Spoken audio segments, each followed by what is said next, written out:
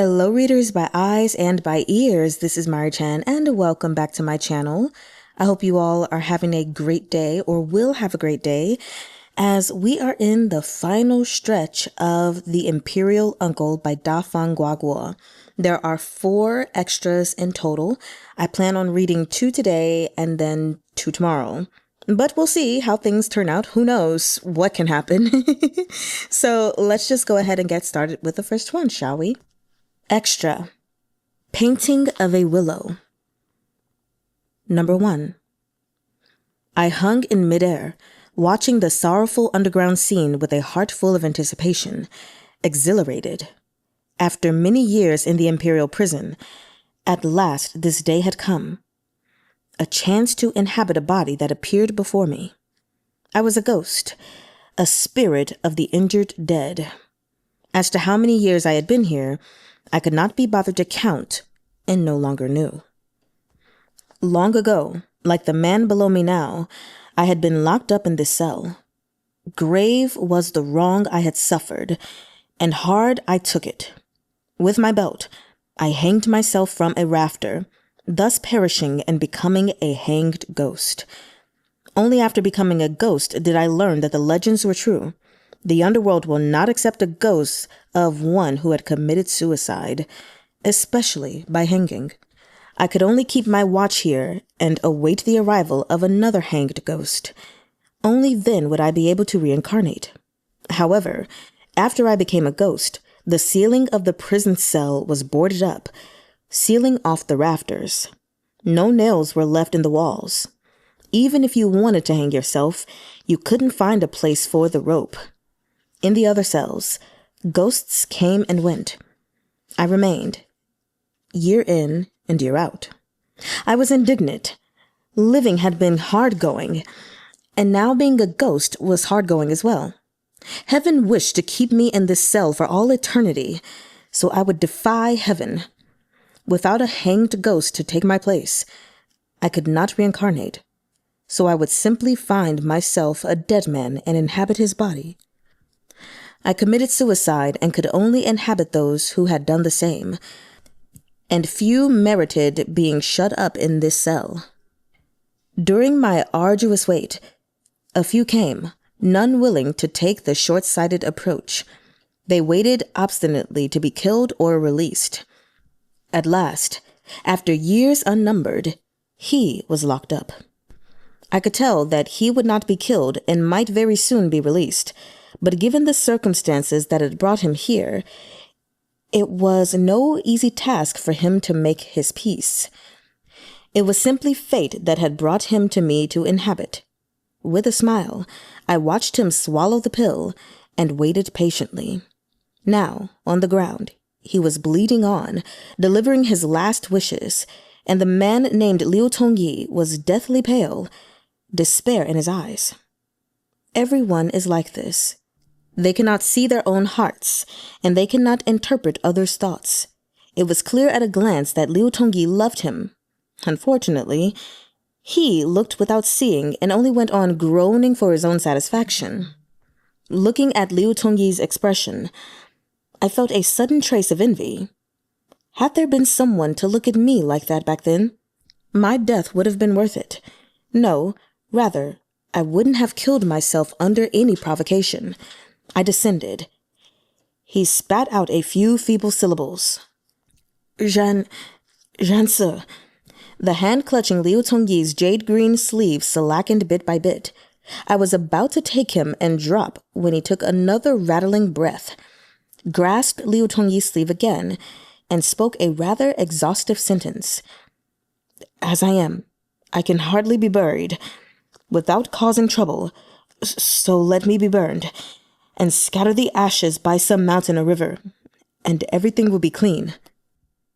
You have got to be kidding me. Your last wish is to be cremated. You won't even let your death benefit someone? How stingy! And how naive! What say will you have in it once you're dead? Watching his grip loosen, his head fell askew and come to rest against Tongyi's shoulder. I settled. The body became mine without a hitch. There was quiet all around. The body leaning close against mine was rigid, as if it too had become a corpse. I squeezed an edge of cool, slippery fabric and half opened my eyes. Rense. Liu Tongyi shuddered.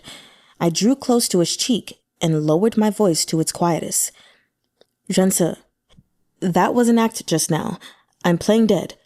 Please help me. I want to escape. Liu Tongyi's body stiffened once more.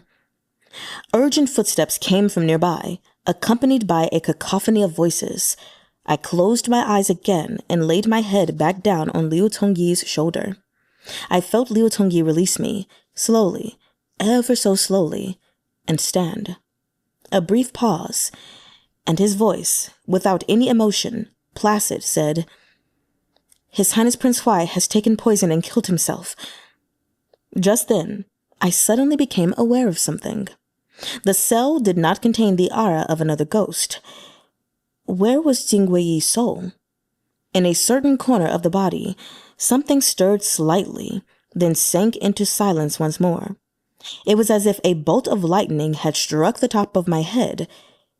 It was Jing Weiyi's soul. He was alive. He was actually alive. He had actually been playing dead all along. I had entered the body of a living man. Was this fate? 2.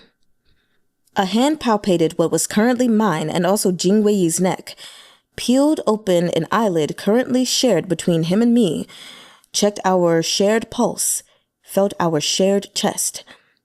Your Majesty, I beg leave to report, His Highness Prince Huai has passed away.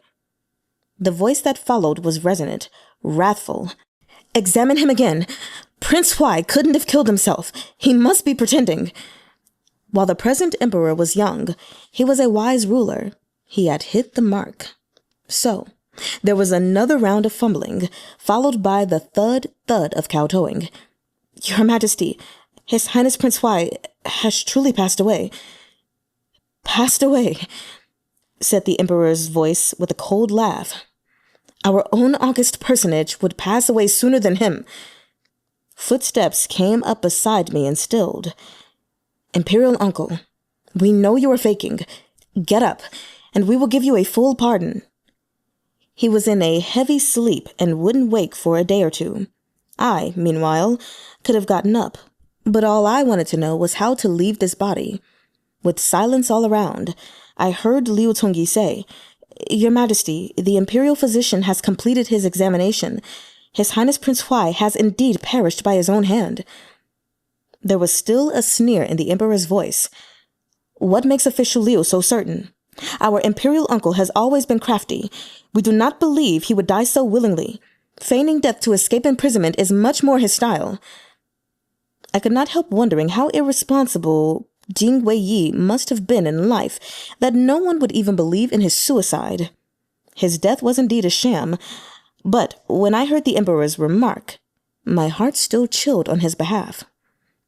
Your Majesty, Liu Tongyi said, his tone still mild. Before his death, His Highness Prince Huai conveyed to me his last wishes. Taking into account the severity of his guilt, he did not wish to be interred and instructed me to ask Your Majesty on his behalf to have his remains cremated and the ashes scattered to the 4 corners of the earth, by mountain or river. Silence fell once more in the cell. A long moment passed. In what light does official Liu view our Imperial uncle's statement? Said the Emperor.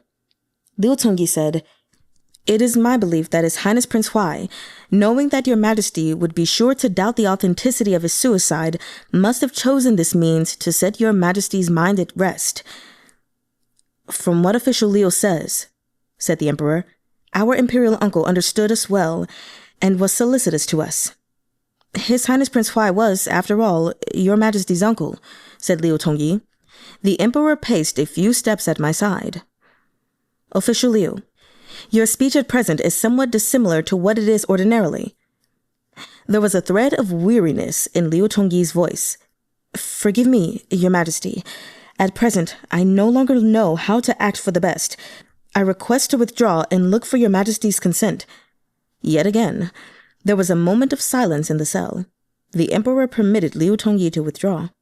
When the sound of Liu Tongyi's steps reached the cell door, the emperor suddenly spoke again. "Official Liu, do you think, as we do, that our imperial uncle's death is not genuine?" Liu Tongyi did not answer. The emperor went on.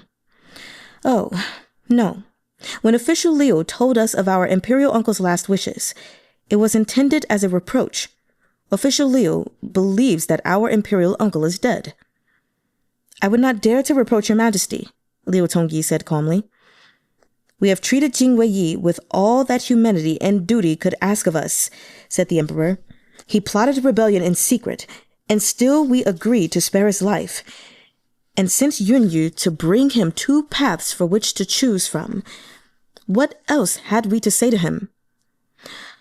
"I only think," said Liu Tongyi, "that when the investigation had not yet assembled all the evidence, it was slightly precipitate of your majesty to send Supervisor Yuan to bring Prince Huai a finalized outcome. I advised against it at the time, but your majesty did not accept my counsel." The emperor's voice rose steeply in volume. "What remained to be investigated? Jing Weiyi's own conduct in recent years. Was that because we entrapped him? Because Yunyu entrapped him? Or because Prince Zong entrapped him? He confessed, and it was you who took his confession, official Liu." "I thought that, even though Prince Huai had confessed, corresponding proof for each point still needed to be found before a final decision could be made in this case," said Liu Tongyi. "There indeed, official Liu speaks in the style of the Court of Judicial Review," the emperor said. "Not a stone left unturned. Tell us, then, if the law were strictly followed, what punishment would Jing Weiyi's crime merit? When we spared his life, were we not bending the law in his favor? Therefore," said Liu Tongyi, "I believe that His Highness Prince Huai's suicide is perhaps the best course. Your Majesty, please be magnanimous. I will take my leave." Liu Tongyi's measured footsteps grew distant. Again, the prison was quiet. I had not mistaken my man. Liu Tongyi was truly impressive. With this rebuff, the emperor would for a moment have no more doubt about Jing Weiyi's death, and my escape would be easier. A long time passed before some unknown official, afraid of dying, asked the emperor for instructions for dealing with Prince Huai's remains. The emperor then ordered the remains to be temporarily removed to that place. I felt a mat placed beneath me and a cloth laid atop me. My head and feet were lifted, and I was moved onto a litter. Many years ago, I had watched from midair as my remains were carried out like this. I had been better off than Jing Weiyi. At least my corpse was cushioned on a soft padded mattress. Perhaps this was because it had been deep autumn then, and now it was summer. But at the time, I had only been able to watch as my corpse was carried away, while my soul did not pass beyond the prison door. This time, inside Jing Weiyi's body, I was effortlessly carried out and at last broke free of my cage. That place was quite distant from the Imperial prison. With Jing Weiyi's body, I went outside and boarded a carriage, traveled for a long time, then left the carriage and passed over a number of thresholds before finally coming to rest. A court eunuch said, "Prince Huai committed suicide in the Imperial prison for fear of punishment. His Majesty has been gracious and permitted his remains to rest at his residence. Tomorrow, when the body has been washed and dressed, it will be taken to Pufang Temple to await cremation." Oh, so the body had been taken back to Jing Weiyi's manor. Jing Weiyi had unsuccessfully attempted to rebel and committed suicide for fear of punishment. Most of the servants in his manor had scattered. The paltry few remaining did not dare to cry openly, only to give a few furtive whimpers beside the body. Only one comparatively courageous man kowtowed several times, thud, thud, and spilled a cup of wine and libation. Crying, he said, "Your Majesty, Hansa does not know what crime you have committed. Hansa only knows you are a good master. Your goodness to me will be eternally remembered. Every day I live is a day I will make offerings to your Highness's memorial tablet. I will never forget the kindness of the old prince, the old princess, and your Highness toward me." In this cold and barren world, a loyal servant like this was a true rarity. When he was through crying, he was thrown out by the guards. Perhaps the emperor still had doubts about Jing Weiyi's death. He had sent a number of guards and a court eunuch to keep watch over the body. The guards brought over a brazier, in which they lit incense and burned funeral goods. Whispering, they said again and again, "Your Highness Prince Huai, you were a man of lofty aspirations, but sadly you were not fated to succeed in your great undertaking. We are but humble non-entities. Go on your way with your unburdened heart, and do not cling to this world." I liked the smell of the incense, and a whiff of it restored my strength. Sadly, I could not move as I liked after possessing this body. I couldn't help feeling a little glum. I wished to exercise a small bit of magic. I pulled together a chill wind, which scared the eunuch and the guards so much that they scrambled to the floor to kowtow ceaselessly. Unfortunately, I could not open my eyes in public view, but just listening to the sounds brought me pleasure, a minor distraction while I temporarily lay stiff as a board, bored stiff. Interesting. As the eunuch and the guards kept kowtowing so hard their teeth clacked together and falling over themselves trembling, I heard approaching footsteps. Then Liu Tongyi's clear and sonorous voice said, "Whence comes this alarm?" In shaking voices, the eunuch and the guards said, "Imperial Chancellor Liu, you've come just in time. His Highness Prince Huai, he died with a grievance, and just now there was a chill wind. All the funeral money flew up." Liu Tongyi said, "The door of this hall opens south. There is nothing wonderful in a breeze blowing into the hall in summer." The sounds of the eunuchs and the guards' teeth chattering continued. Liu Tongyi added, "I had a sudden sense that there was a suspicious aspect to His Highness Prince Huai's death, and therefore came to investigate. Please step aside to supervise." The eunuch and the guards said at once that if Imperial Chancellor Liu thought there was cause for suspicion, of course he ought to investigate. His Highness Prince Huai had been a prince after all. Their presence during the inspection would be inappropriate. They ought to stand watch outside instead. They filed out. I heard the door close. The only sound was of Liu Tongyi's footsteps gradually approaching. He alone remained in the hall. I opened my eyes and sat up. At first, Liu Tongyi seemed to be startled. Then he calmed. He had changed into his robe of office, a solemn dark blue, intensely official-looking, less warm and human than the usual clothes he had worn before. I tugged on his sleeve. In an adorning voice I whispered, "Jean Tse, thank you." With a solemn bearing, he said quietly, "No need.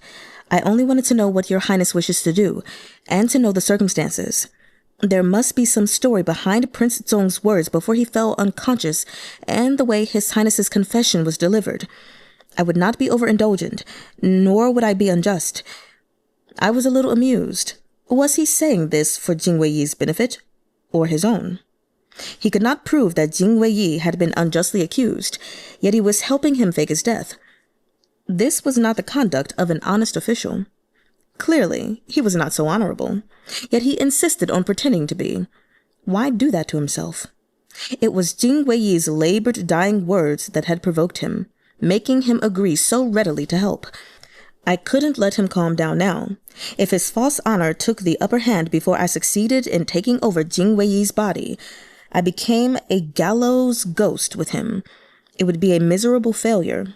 So I gazed at him lovingly clutching his sleeve, called in a soft, loving voice, "Jean Tse, I have put my life in your hands. It is up to you to decide whether I live or die. I will have no regrets." In the tranquil hall, we gazed at each other. Before Liu Tongyi could speak, I took aim at his lips and kissed him fiercely. Liu Tongyi's body stiffened. He didn't resist. He was very yielding. A long time later, I released him. His eyes were clear, but I couldn't see through them. Softly, he said, "Your Highness has no heartbeat. The Imperial physician checked and found no pulse.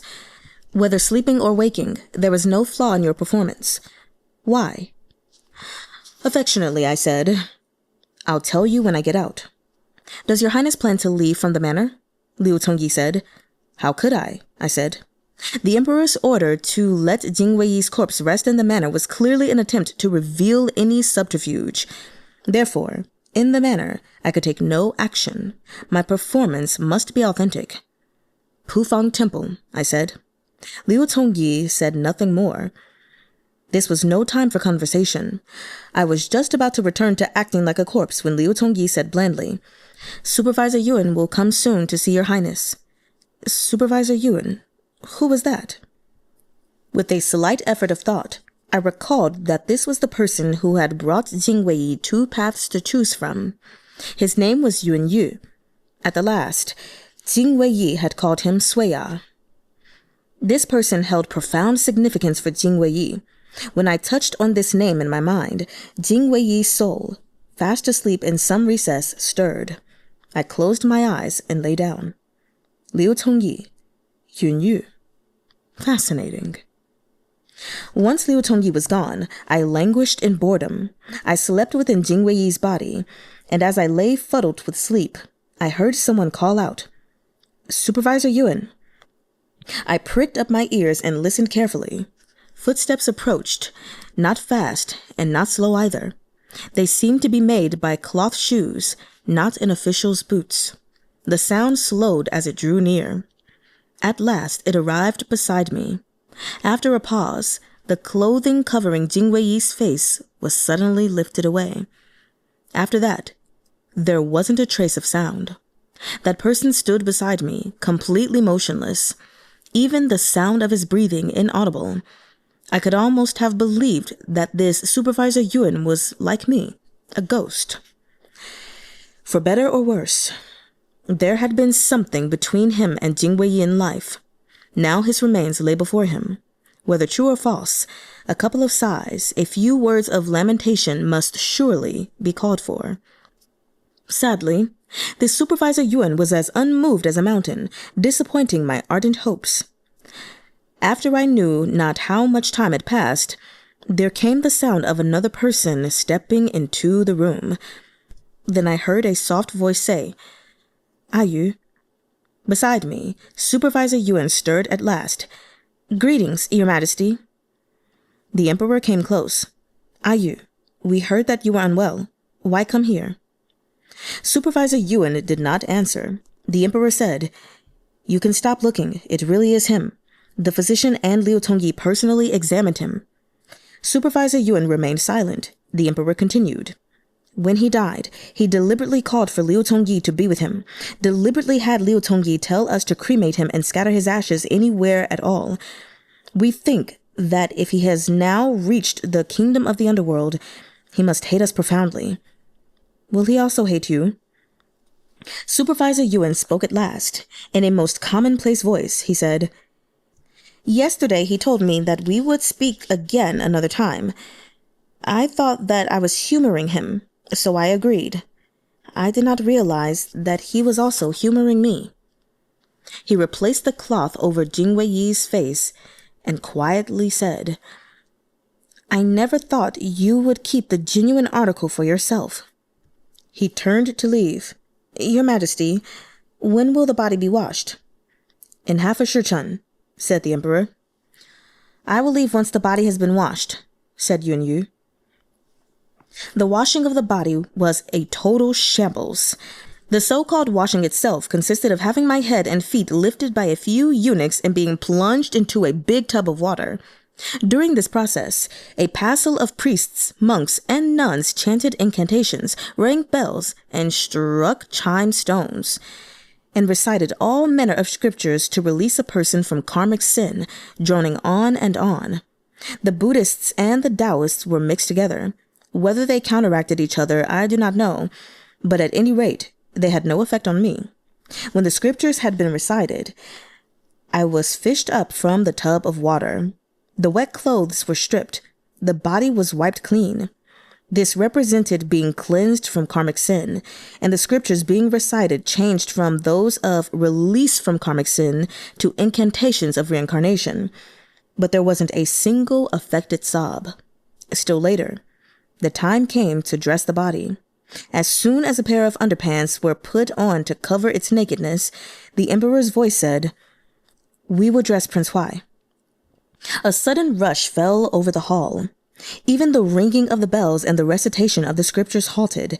The emperor said, "Prince Huai had no children. The work of dressing him ought to be taken on by his nephews. After all, he was our imperial uncle. His attempt to usurp our throne was unsuccessful, and now that he is dead, if we dress him, it ought to be a consolation to him." Before he could finish, the sounds of people kneeling and touching their heads to the ground started up. Everyone counseled him in no uncertain terms against this course of action. After all, Prince Huai had committed a crime. This would be insupportable. His Majesty's mercy and magnanimity shone as a beacon through untold ages, but if he followed through with his intentions, His Highness Prince Huai would remain in the kingdom of the underworld eternally, unable to reincarnate. I heard muffled snickering. The emperor was only doing this for show, and his subjects were well aware of it. To expect of them to counsel him in all seriousness with reverence and awe in this unctuous mutual play-acting was truly the utmost trial. Between the so-called art of the emperor and way of the subject, when all's said and done, the only question is which side can exceed the other in hypocrisy. With the ministers thus counseling him, the emperor persisted, and had even snatched up Jing Weiyi's arm and was ready to insert it into a sleeve when someone rushed forward to dissuade him. At this point, Liu Tongyi put in his timely piece. Prince Huai did commit a crime, and your majesty is the ruler, while Prince Huai is a subject. For your majesty to dress Prince Huai would be truly inappropriate. Permit these princes to take on the task. Once he said this, a number of voices offered their services, all very young. It turned out that Jing Weiyi had numerous nephews. One came forward directly and knelt. Your Highness, please condescend to allow your subject brother to take on this task and dress our imperial uncle. The voice was tearful and sounded sincere. At last, the emperor said, Very well, Prince Dai, you will do it. Prince Dai dressed Jing Weiyi in an inner robe and outer jacket. His breathing grew strained. He seemed to be sobbing. Beside him, a eunuch offered consolation. Your Highness Prince Dai, please restrain your grief and accept the inevitability of loss. Excuse me? While His Highness Prince Huai committed an offense of unpardonable gravity, he has already passed on. His soul returned to the underworld. When he has been freed of all karmic sin, he will have a chance to live honorably in the next life. Choked with emotion, Prince Dai said, Imperial uncle, go in peace. In a few days, I am heading to Henan and won't be able to come see you often. I will burn funeral money for you. May you be well in the underworld. If you lack anything, come to me in a dream. A few teardrops fell on Jing Weiyi's face. At last, someone to cry for Jing Weiyi during his death. Even as a ghost, he would not be meanly treated. Not like me. In all these years, I had not received a single piece of funeral money. After putting on the outer robe and before withdrawing, Prince Dai put something in Jing Weiyi's mouth. I thought it was a piece of jade. The chill spread from it, instantly invigorating my yin energy. When the socks and shoes had been put on, the hair bound and crowned, and I was carried back to the platform, the cloth beneath me had been changed to satin, and a pillow had been placed beneath my head, probably one made of jade. The recital of scripture once again rang through the hall in a chorus. A woman's voice said, Your Highness Prince Huai, may you be freed from your karmic obstructions, and if you re-enter the cycle of reincarnation, may you be a good person in your next life. In this life, our karmic connection has run its course, and we neither of us owe each other any further debt. Beginning today, I will humbly offer a beacon for you before the Buddha and chant scriptures every night that you may soon be freed from the cycle of reincarnation and find ultimate paradise. I had thought that the Jing Weiyi was a cut-sleeve. This entanglement with a nun was a surprise to me. I had truly underrated him. When this woman finished her prayer, the voices of a group of nuns chanting scripture erupted. Amid the noise, I heard Liu Tongyi say, "Your Majesty, I am slightly indisposed. I will withdraw and hope you may graciously permit it." The Emperor said, "Permitted," and Liu Tongyi gratefully withdrew. Before leaving, he added, "Supervisor Yuan, would you like to withdraw with me?" In a voice of utmost calm, Yun Yu said, "I will go when I have finished watching.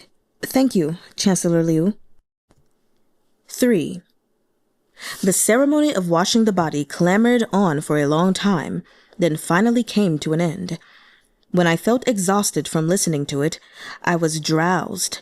A cloth was once again put over me, and I was carried to a carriage, which set off for a temple called Pufang. This place was extremely quiet. Inside Jingwei's body, I was carried into a big hall. More time passed. I was tasting the chill of the jade in my mouth and recovering my strength when the whispering guards around me all fell silent. The door closed and latched with a click. Someone rustled over, pinched Jingwei's nostrils, and quietly called in his ear, "Your Highness! Your Highness!" I did not move. My wrist was lifted and palpated. Another voice, extremely low, said, "Strange, there's no pulse." The voice that had called "Your Highness" whispered, "Reasonably speaking, His Highness ought to wake now. Was the dose wrong?"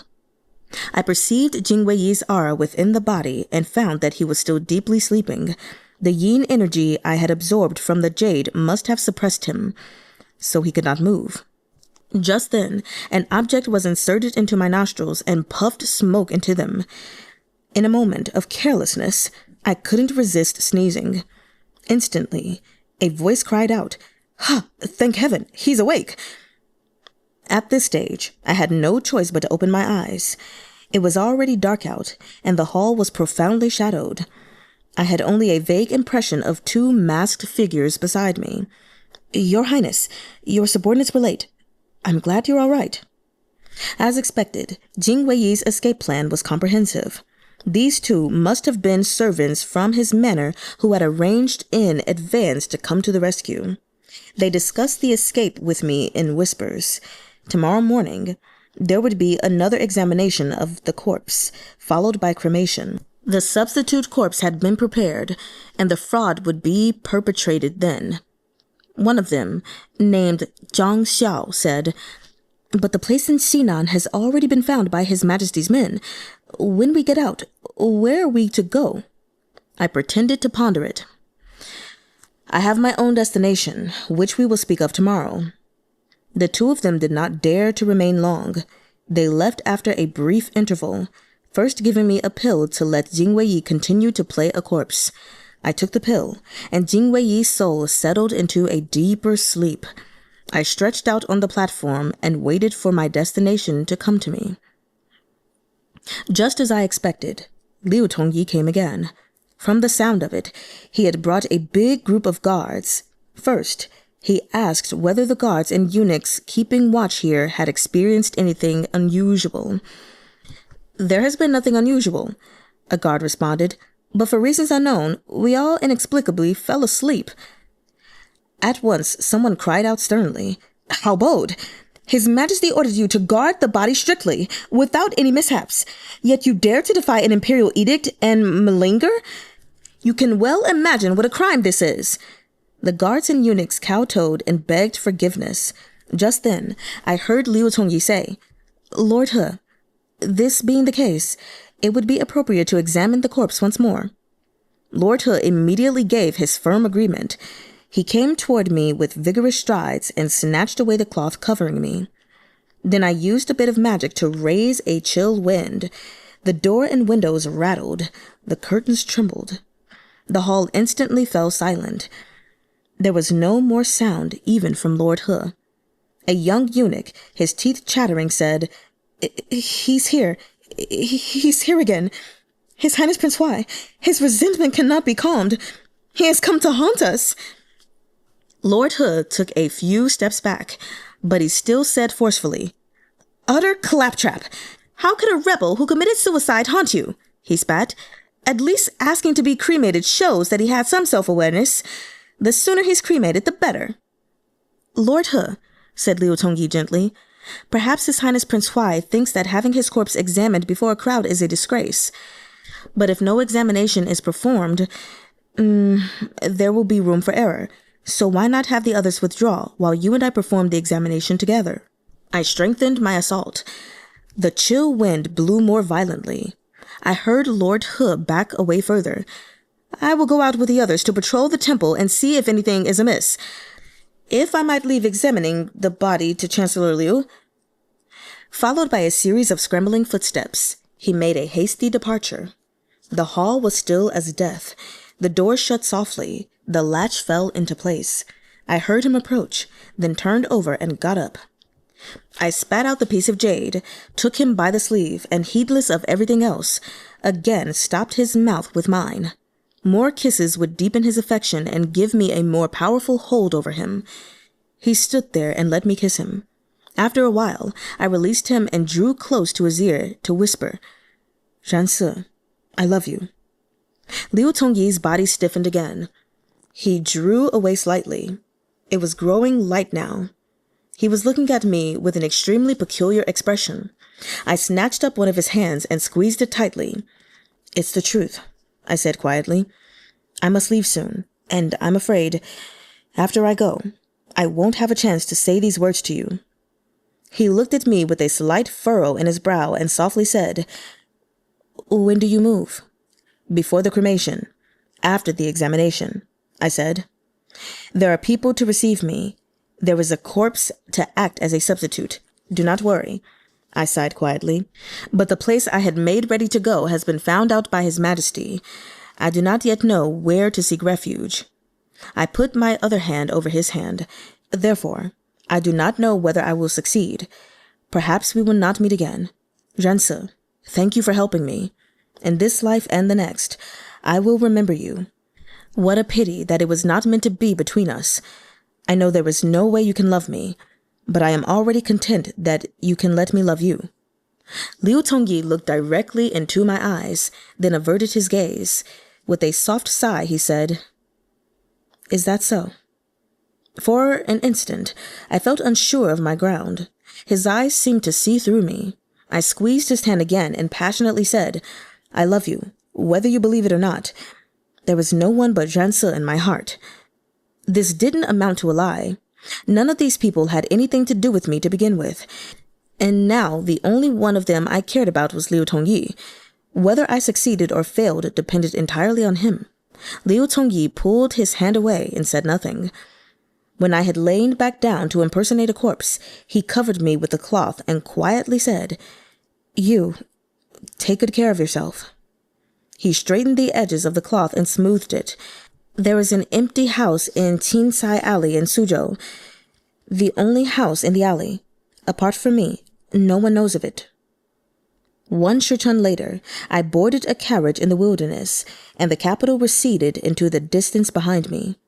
Zhang Xiao said, "Your Highness, shall we go to the place in Zhengyang Prefecture arranged by the princess before her death?" "No need for the present," I said. "First, we will go to Qizhe Alley in Suzhou. There is an empty house there where we will shelter temporarily." I closed my eyes. Jing Weiyi's soul was stirring restlessly inside the body. He would soon wake. I said, "I will rest now. Knowledge of the empty house might threaten another's life. I hope you two will not mention it again. We will only occupy it." Chief Steward Zhang and Cao agreed sympathetically. Chief Steward Cao added, "When we've crossed the river, I'll break away and bid you farewell to avoid suspicion and leave old Zhang to accompany your highness to Suzhou. His teacher happens to be in Jiangnan, and he will be able to treat your highness's leg. Jing Weiyi's crippled leg could be healed." What an unexpected surprise. I pretended that I needed a nap, ready to let Jing Weiyi out for a time so that he would not grow suspicious. I could not be too rash in attempting to steal this body. Leave no one the wiser. Squeeze out and scatter Jing Weiyi's soul.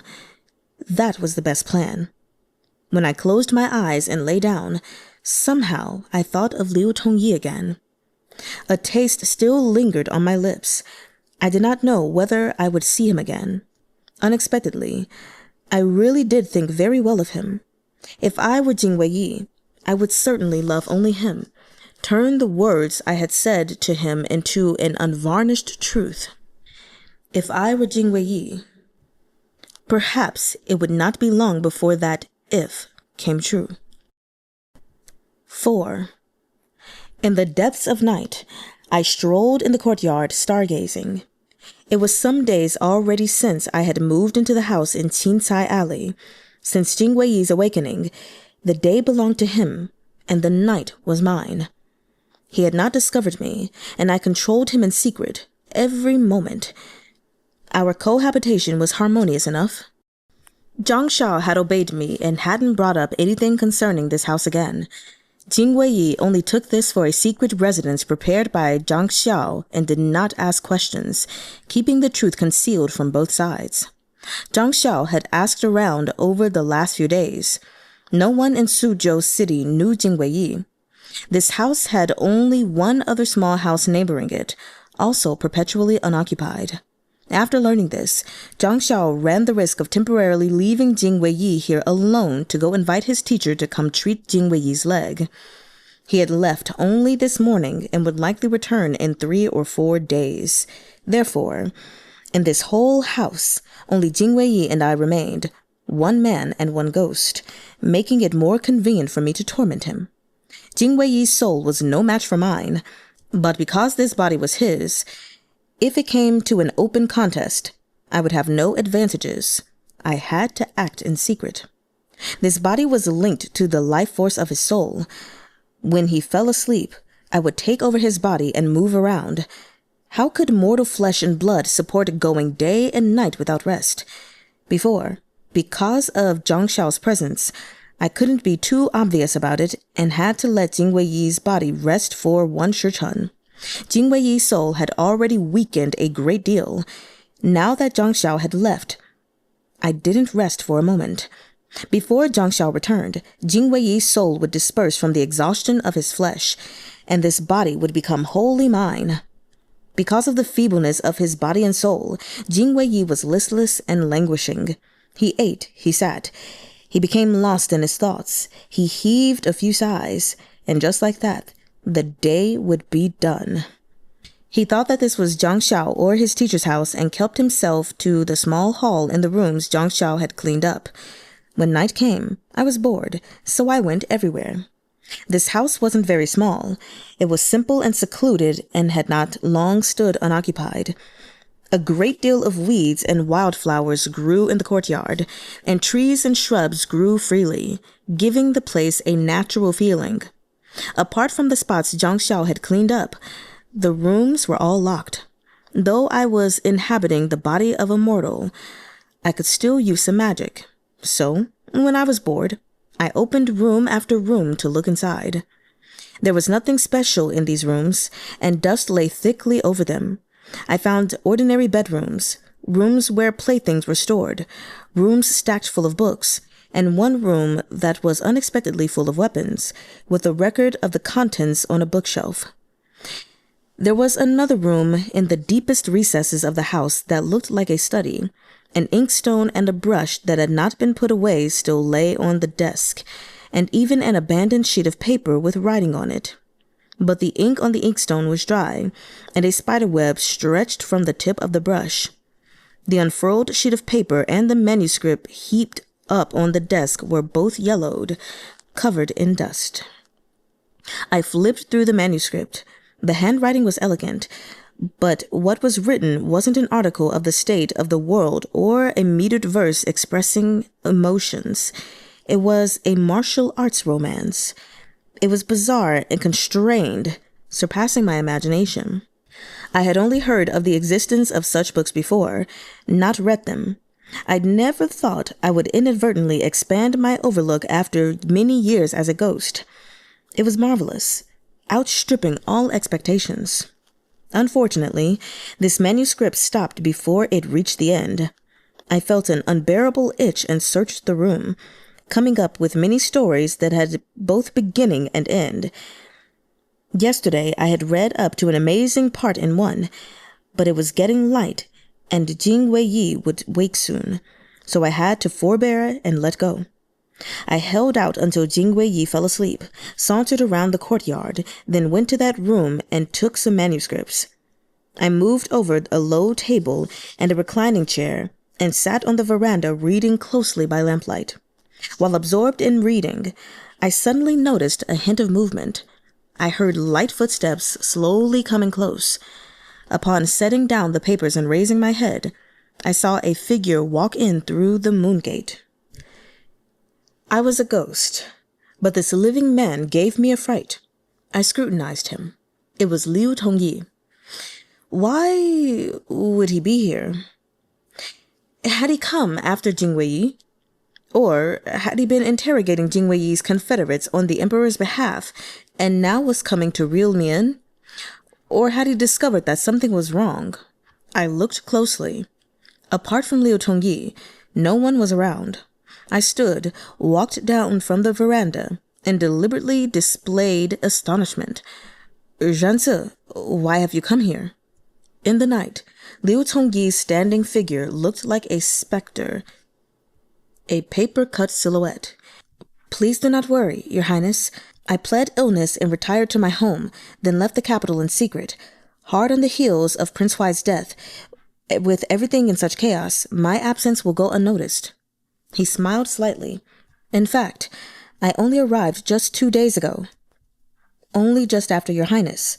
The little house behind this one is a private residence. There is a secret door connecting them. Oh. I smiled too, and clasped his arm. Zhao Cai, I understand. You couldn't stand to see me go. You were uneasy, so you came after me. Is that it? Liu Tongyi's smile widened. Yes, I was very uneasy, so I came after Your Highness. But because Chief Steward Zhang was here, I could not show myself.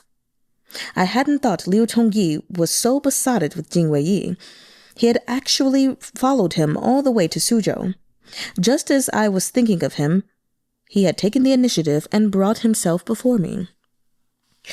I was just wondering whether I ought to hug Liu Tongyi again, give him a kiss to demonstrate my surprise and the depth of my affection, when Liu Tongyi's sleeve slipped from my hand and he walked toward the veranda. What is Your Highness reading? I said airily. Old Zhang wanted to clean up the house for you. While sweeping up, he saw these manuscripts in one of the rooms, so I took them out to read. These so-called martial arts romances are actually really good. Don't blame me for touching the stuff in your house, Zhao Cai. Liu Tongyi still wore an impassive smile. These things are all old and of no significance. If Your Highness likes them, by all means, read them. I saw something in his hand, which he put on the table. I do not know whether Your Highness has eaten. I thought that, as Chief Steward Zhang has just left, the food still in the house would have to be conserved. So I brought over some pastries. As he spoke, he opened the paper bag he held. A number of sweet-smelling pastries were packed in it. This is good, I praised. Let me get a small charcoal stove to boil water and steep a pot of tea. You and I will stargaze from the veranda. The tea must be strong, Liu Tongyi said. Naturally, I said, smiling. What do you mean, naturally? Naturally is supposed to be weak tea. When I had steeped the tea and I was sitting with Liu Tongyi on the veranda, I sighed. Seeing you now, Zhao Cai, I said, is like a visitation from another life, and also like a dream. Liu Tongyi raised his teacup. From the small building in the house behind, I've watched this house, watched it for 2 days. Ever since Your Highness asked for my help inside the prison in the capital, there has been a question in my mind that I have very much wanted to ask. He drank some tea, put down his teacup, and asked me directly, Might I inquire of Your Excellency, who are you really? My hand froze in the middle of lifting my teacup. Zhao Cai, what are you saying? Liu Tongyi frowned slightly, his gaze sharp, his expression stern. Having rescued Your Excellency, of course I will not reveal it, but I just want to know who you really are and where His Highness Prince Huai is. I looked at him in the lamplight and shadow. Liu Tongyi had surprised me. Smiling again, I said, Zhao Cai, you're only muddled with sleep. In what aspect am I behaving improperly that you would say such a thing? Placidly, Liu Tongyi said, in outward appearance, there was no difference between Your Excellency and His Highness Prince Huai. Whether in the Imperial prison or prior to Your Excellency's brilliant escape, there was no time and no reason to replace the original with a fake. However, he sighed again, Your Excellency and His Highness Prince Huai have nothing in common. I smiled again and sipped some tea. All right, let's do this. You tell me in what ways I'm different, and I'll tell you what you want to know, all right? Liu Tongyi looked at me with an expression that was a little conflicted and helpless. His Highness Prince Huai would never say such a thing with such an expression in such a tone. A person could change, a tone could alter, speech could arise from shifting moods. I had many excuses I could use to refute what Liu Tongyi said, but I listened to him go on. His Highness Prince Huai doesn't like sweets. He doesn't eat pastries with these flavors. His Highness Prince Huai doesn't drink strong tea at night. See? Yes, exactly. His Highness Prince Huai doesn't rifle through other people's belongings. His Highness Prince Huai has read the manuscript Your Excellency is now reading, and so on. I listened as he rattled them off one after another, and at last I heard him say, The one His Highness Prince Huai loves is not me. What Your Excellency has done, has said, he would not say, would not do. I smiled sincerely and raised my eyebrows as I looked at him. So despite harboring these suspicions, you still saved me, just for the sake of solving the riddle and learning where Jing Wei is. Why do you love Jing Wei so much? He doesn't care for you at all. I have stated my causes, said Liu Tongyi. Please tell me the truth, Your Excellency. I continued. The one Jing Wei loves is Yun Yu. His heart is full of him. When he called your name as he was dying, he only wanted to scare you so you wouldn't suspect he was pretending and make his escape more convenient. He'll never sincerely say that he loves you. Why treat him like this? Liu Tongyi's expression did not falter. His tone was mild. Please tell me the truth, Your Excellency. I sneered. And why do you feign composure, saying, His Highness Prince Huai, with every breath? Who knows how many times you have cried out, Wei Yi, in your heart? Liu Tongyi looked at me placidly. Placidly, he said, His Highness Prince Huai usually prefers people to call him by his courtesy name. Oh, that threw me off. Liu Tongyi continued flatly. In other words, if I were to cry out in my heart, I would be calling Chengjuan, not Wei Yi. Liu Tongyi added, Of course, I also think Chengjuan has a more pleasing sound than Wei Yi. I don't know. Oh. I looked at Liu Tongyi speechlessly for a long moment, then said, Fine, I'll tell you. It's up to you whether you believe it. I'm not going to lie, but you definitely won't believe me. Actually, I'm a ghost. Liu Tongyi looked at me without any reaction. I thought that he hadn't understood. A hanged ghost, I added. I died in the prison cell many years ago. I stuck out my tongue and let my eyes roll up. Bleh, just like this. A hanged ghost. Liu Tongyi still didn't react, or didn't understand. I continued, probing deeper. Because I could never find a scapegoat, a hanged ghost can only reincarnate if he finds a scapegoat. I had to take over Jing Wei's body. Right now, this body is Jing Wei's, of course. During the day, his soul controls it. During the night, my soul controls it. I am preparing to give his body no rest day or night, so that his soul grows feeble and scatters. In this way, I can completely take over his body. When I finished my explanation, I observed the changes in Liu Tongyi. I saw that his brow was slightly furrowed again, and his expression was thoughtful. I said, You see, you don't believe me. Liu Tongyi's brow smoothed. So that's it. I was astonished. You believe me? Liu Tongyi's expression indeed showed no sign of disbelief. I only believe the truth, and the truth is before my eyes. However bizarre it may be, it is the truth. During the washing of the corpse, among those present was young Master Chu Xuan, who was often close to His Highness Prince Huai. I could not understand, As Your Excellency was not His Highness Prince Huai, why your body would in fact be His Highness Prince Huai's? I frowned, looked at Liu Tongyi, and said sincerely, Zhan Tze, I really do love you more and more. Smiling, Liu Tongyi said, Your Excellency must have had enough of this joke at my expense. I'm being honest, I said earnestly. Liu Tongyi picked up his teacup.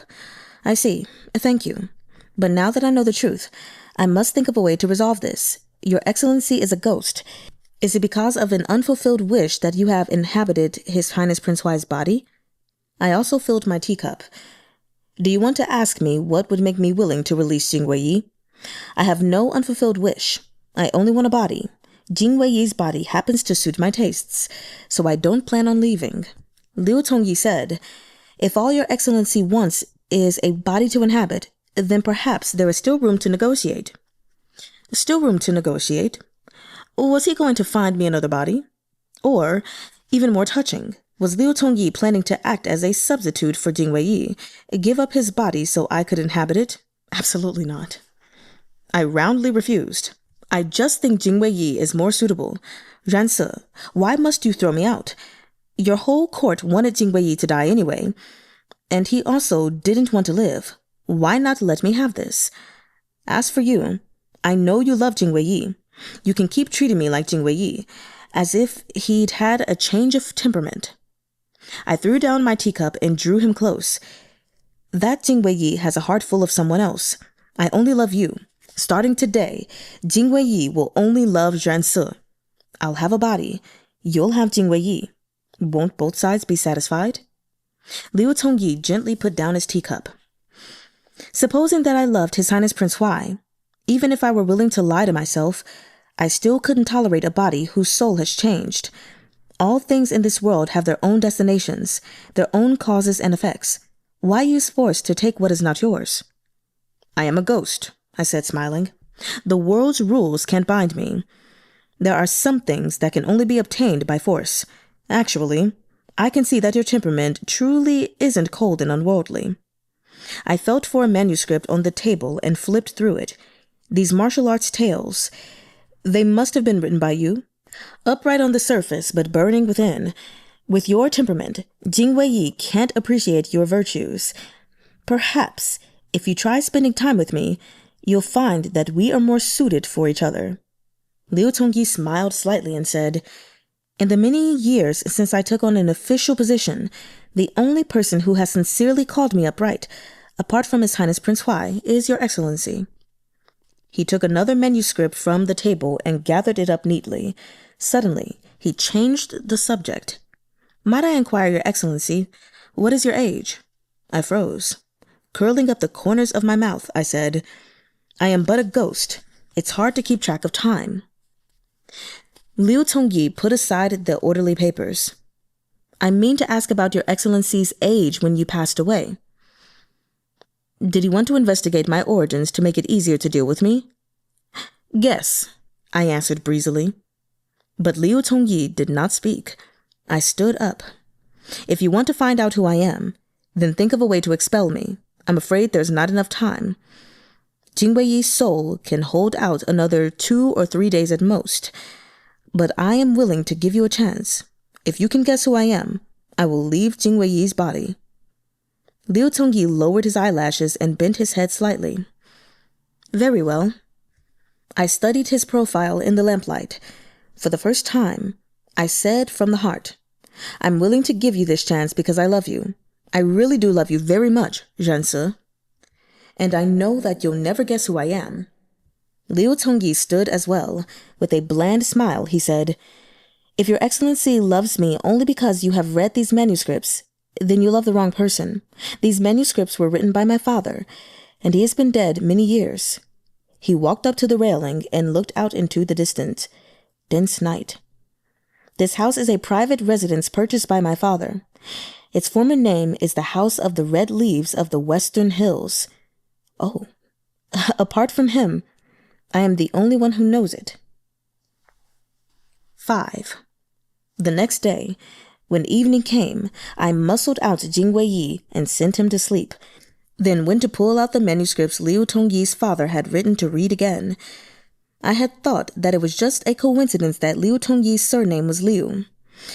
Only yesterday, when I heard him mention it, had I learned that he was a descendant of Liu Jin. It surprised me that the Liu clan had thrived for many generations. I tried to imagine the look on Grand Tutor Liu Jin's face. He, who had only been capable of looking grave and delivering ponderous truths, if he learned that his descendant had written such vulgar romances.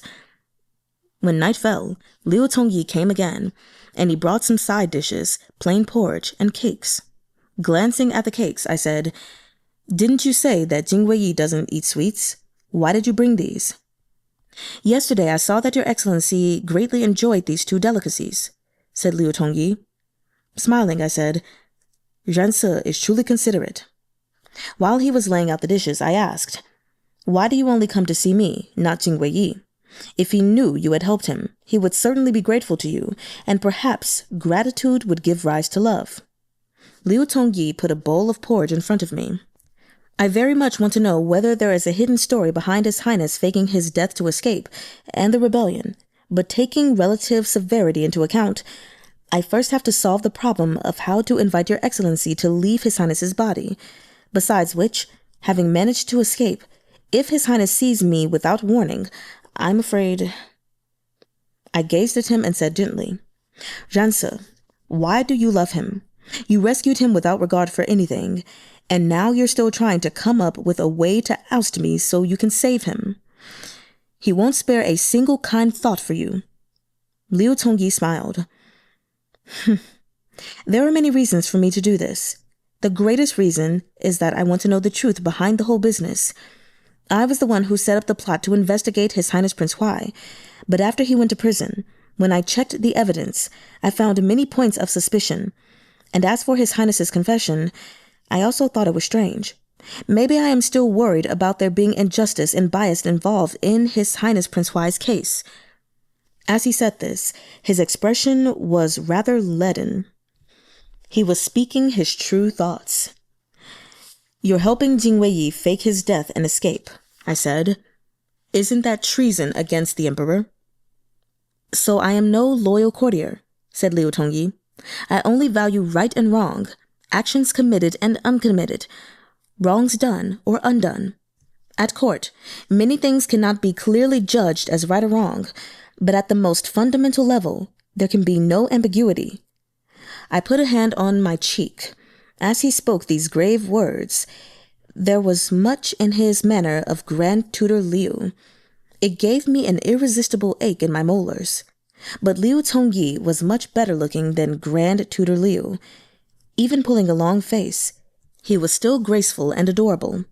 I cupped my cheek with my right hand and watched him draw his brows together, about to go on talking about Jing Wei. Suddenly, I wanted to shut him up, so before he could start, I got up and came forward. Catching him off guard, lightning quick, I stopped his mouth with mine. Practice makes perfect. The more practiced, the more natural. I kissed him a while, then released him. I drew close to his ear and said, "Zhao, let's not speak of Jing Wei. His soul will soon scatter. Even if only to save him, you have to speak more of me." I stepped back a little and considered his expression, then clutched his sleeve. "What? Are you angry?" Liu Tongyi still wore that same expression. It gave me a feeling of dejection. I sat back down to my porridge. Liu Tongyi placed another dish in front of me. "My investigation has already yielded some preliminary results, but tonight I am indeed unable to determine your excellency's identity." He trimmed the lamp wick.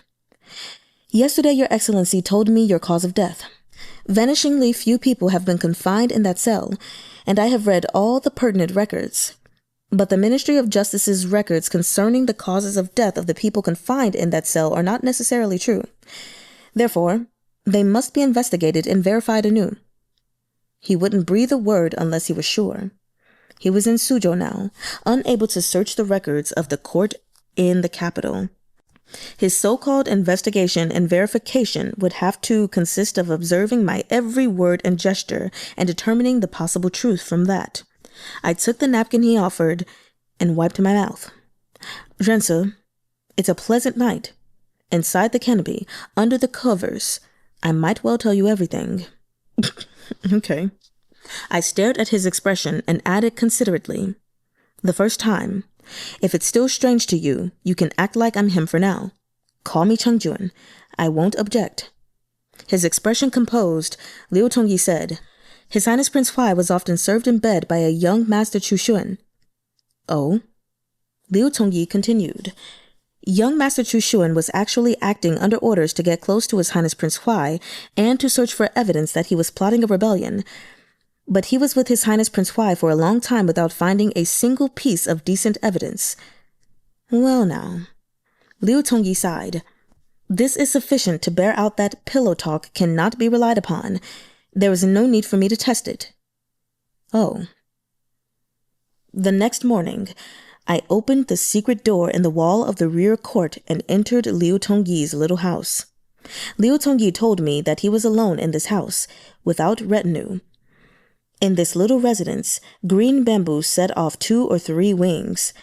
A door was open, the windows propped up. I crept up to a window and saw Liu Tongyi sitting at a table in the room, reading something. When he raised his head and saw me outside the window, he was stunned. I didn't speak. Dragging one leg behind me, I limped to the door. Liu Tongyi got to his feet slowly, bracing himself against the table. Smiling, I said, Zhao, have you guessed who I am? Liu Tongyi was appalled. Why has your excellency appeared during the day? I looked into his face and felt an inexplicable trace of sadness. I wanted to have a look at you by daylight, so I came over, I said, desperately blithe. I paused, then added, Relax. Jing Weiyi's soul is doing fine. He's too weak now. If I let him sleep a little longer, he won't dissipate as quickly. It's for his own good. Liu Tongyi's expression calmed. I went to look at the things on his desk, some files and books. You brought work with you to Suzhou? I took a book and flipped through it. And you said you weren't a loyal courtier. Clearly, you're a slavishly devoted Imperial Chancellor. I put the book back down and shook out a stack of paper next to it.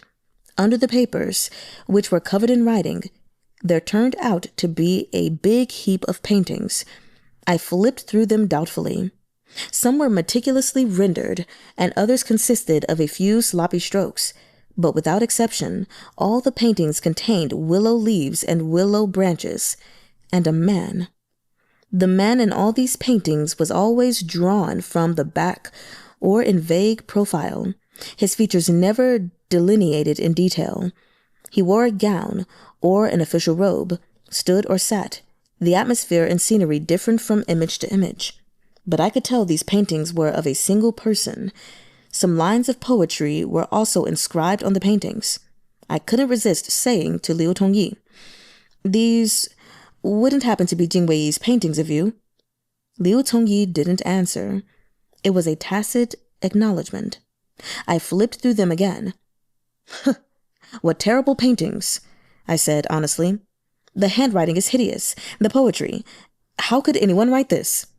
Liu Tongyi's silence continued. I graciously abandoned my commentary. Did Jing Weiyi show you these? Is that why you're dead set on him? These paintings were found in the house that supposedly contained evidence that His Highness Prince Huai was plotting rebellion, said Liu Tongyi. In that secret cabinet, there was nothing apart from these. So Liu Tongyi had seen these paintings, was touched, and fell in love with Jing Weiyi? The one he truly loves is Yun Yu, I said. Liu Tongyi's expression remained composed. I know, he said. One by one, he gathered up the papers that I had scattered. His Highness Prince Huai previously mistook the person his heart was bound to. These paintings were done while he was mistaken. Afterward, they were put aside and stored in the secret cabinet. An indescribable taste surged up in my throat. False displays of affection, I said, sneering. You may as well not look. Ugly handwriting, some ugly paintings, a few ugly poems. My work was better when I was 8 years old. He put the orderly papers back on the desk. I put my hand over his. Zhao, I'll draw for you. I'll draw from the heart, much better than him. Will you love me then? Liu Tongyi looked at me with an indefinable sort of helplessness in his eyes. And for what reason does your excellency say this? What reason? Probably because in the Imperial prison, when I had seen his expression and had witnessed Jing Weiyi's false death, I had felt irresistible envy. Only after becoming a ghost had I learned that the rarest and most precious thing in the world was true love, without ulterior motives or desire. Jing Weiyi didn't value Liu Tongyi's virtues. Why shouldn't I attempt to take his place? Have that for myself? So I said earnestly, because I love you. That indulgent smile once again appeared on Liu Tongyi's face. Suddenly, he raised his hand. Before I could react, I felt his hand fall on top of my head and give it a rub. I darted back a pace. I still felt a chill from the touch of Liu Tongyi's sleeve. Liu Tongyi's expression was apologetic. Forgive me, I couldn't help myself. I was a little stiff. Liu Tongyi's eyes stopped on my face. He sighed and took a step forward. He raised his hand and stroked the top of my head again. He was slightly shorter than Jing Weiyi, but this gesture from him was extremely practiced and natural. Your Excellency, how many years short of coming of age were you? 6 years? 7? 8? In my bewilderment, I inadvertently blurted out, only 4 or 5 years short of 20. I've been a ghost for so many years. Isn't it ridiculous to consider how long I was alive? Liu Tongyi was silent. At last, his expression changed as he looked at me. A bit of pity filtered in. I came to my senses at once. You've guessed who I am. Liu Tongyi was already kneeling. Your Highness, I acted discourteously before. I ask for forgiveness. I leaned down to raise Liu Tongyi to his feet. Get up. I was only the eldest son of an imperial prince, less distinguished than an imperial uncle like Jing Weiyi. You don't have to go out of your way to perform this obeisance. Just treat me like you did before. Once he was standing, I put my hands behind my back and sighed. Rense, I've lost. I'm willing to pay the price for losing and scrupulously abide by my promise. Liu Tongyi stood there quietly. I raised my eyelids and looked at him. However, I don't know how to leave Jing Weiyi's body. At last, panic reappeared in Liu Tongyi's expression. I was very pleased with myself to put on a display of, I'm very willing, but there's nothing I can do. Liu Tongyi stood there without making a sound for a while, then turned aside. He rolled up his sleeves, picked up a chair, walked out the door onto the veranda, and put the chair down. He came back inside and picked up another chair. I watched in astonishment as he finished moving chairs and went on to move a table. Then he carried over a kettle to brew tea and a tea service and arranged them on the table, then brought out plates of refreshments. Finally, he took me to the table on the veranda and pushed me into the chair. I blankly snatched up a lotus root paste flaky bun and ate it. I sat there and watched as Liu Tongyi brewed tea and poured it. Finally, he placed a cup of tea in front of me. He stroked my head. It's all right. If you don't know how, Your Highness and I can take our time and find a way. Biting into the bun, I watched him sit down across from me. For some reason, all the hair on the back of my neck wanted to stand up. Liu Tongyi pushed the teacup toward me. Why did Your Highness go to prison? He asked gently. The account in the official records is extremely scant. It only says that Prince Chun's eldest son defied the emperor and was sent to prison, then was suddenly taken ill and died within 2 days. Of course, that was the cause of death given. I smiled. The reason is about what you said. Then there is still some disparity, said Liu Tongyi. Was Your Highness unjustly accused? Is that why you were unable to ascend to heaven? I shook my head. No. You said yourself that in many things, there was no so-called right and wrong or black and white. Back then, I wanted to be done with it all and not bother about it any more. But unfortunately, as a hanged ghost without a substitute, all I could do was linger in the prison. But Liu Tongyi still asked, why did Your Highness defy the emperor? I thought about it. After all these years, I've almost forgotten the reason. But let me ask you some questions. If you answer truthfully, maybe I'll remember.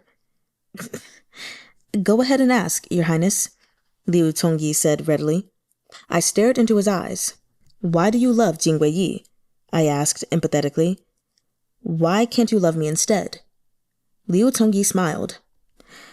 I love Your Highness very much. I sneered. You aren't telling the truth. Then we have nothing to talk about. I wouldn't say I'm lying, said Liu Tongyi. If you mean that kind of love, I really don't know whether you could say I love His Highness Prince Huai. Liu Tongyi poured more tea into the cup in front of him. The residence Your Highness is staying in currently is called the House of the Red Leaves of the Western Hills. It was left behind by my late father.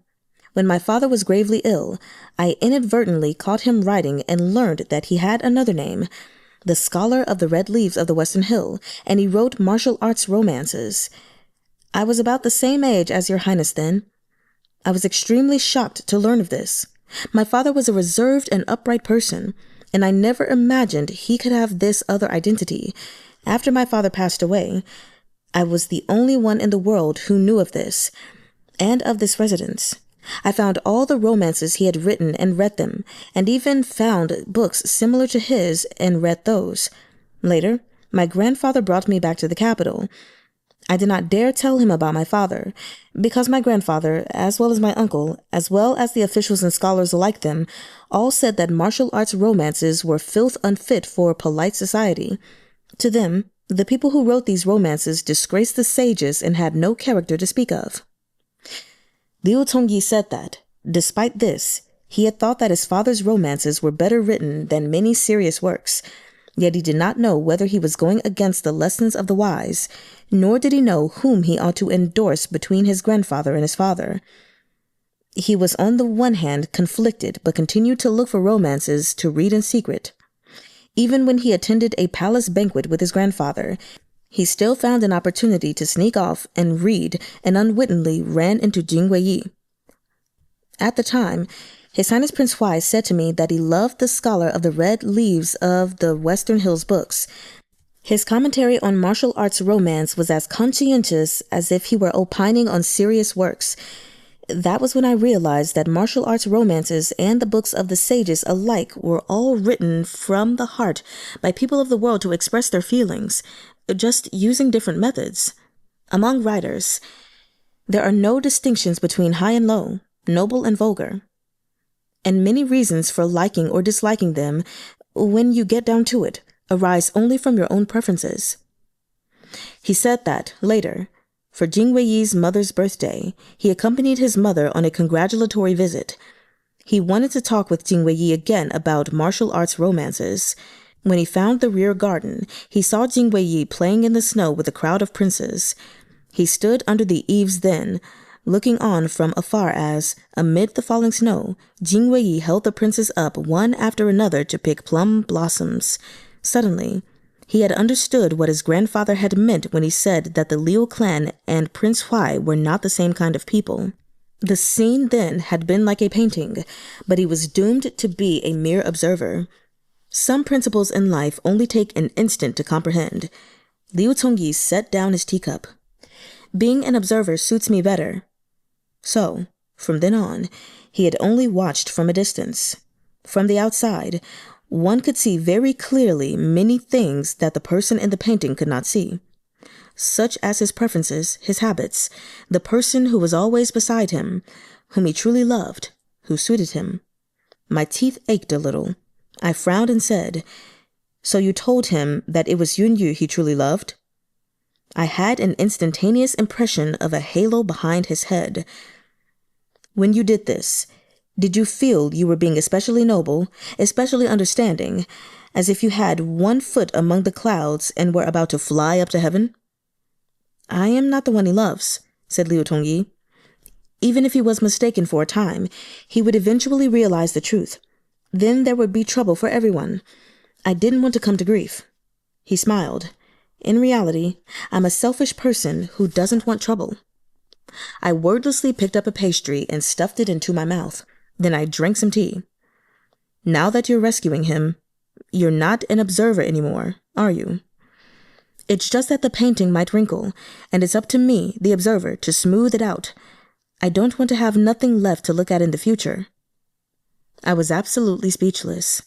I thought that the halo behind his head was dazzlingly bright. "Forget it. You're tired of watching.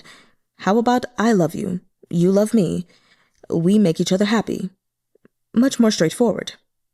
I bit into another flaky bun and sincerely proposed, "I'll get rid of Jing Wei right now, and you and I will make a fresh start." Liu Tongyi's face fell. I laughed. "I'm kidding. Since you've told me the truth, I'll tell you how to expel a ghost like me." I stood up and patted down my clothes.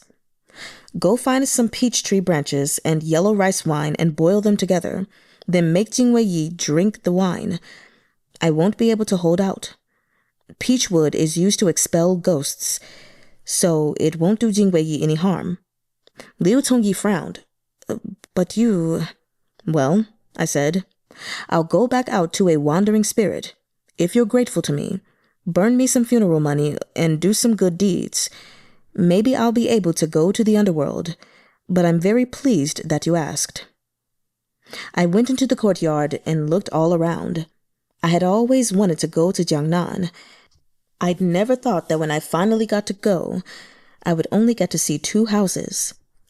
Liu Tongyi still stood on the veranda. "Hurry up and go look," I said, "and make sure I drink it before the sun sinks beneath the mountains tonight, or else you'll have to wait for tomorrow." I turned. "I'll be waiting for you next door." 6. In the afternoon, Liu Tongyi came as arranged. I narrowed my eyes at the wine and peach branches in his hands, then looked at the sky. It was still early. There was some time to go till dusk. I brought a small copper stove and a small pot so Liu Tongyi could boil the wine, then stood aside with my hands in my sleeves, watching. The yellow wine poured into the pot, and its fragrance wafted all around. I stepped forward to hug Liu Tongyi and kissed him again. His expression shifted. I released him. "It's nothing. I'm just a little frustrated because soon I won't be able to kiss you again." Liu Tongyi asked me softly, "What happened to you?" I sat down on the steps. "Isn't it enough that I'm leaving? Why must you ask too much?" "Since you are leaving," said Liu Tongyi, "what prevents you from telling me?" I smiled at him and still did not say. When the wine infused with peach tree branches had boiled long enough, I approached, picked it up, and poured it into a bowl. The wine reflected the light of the setting sun and also took on an evening glow. I took a rolled up paper from my sleeve and handed it to Liu Tongyi, then watched him unroll it. "What do you think? My painting is much better than Jing Wei's."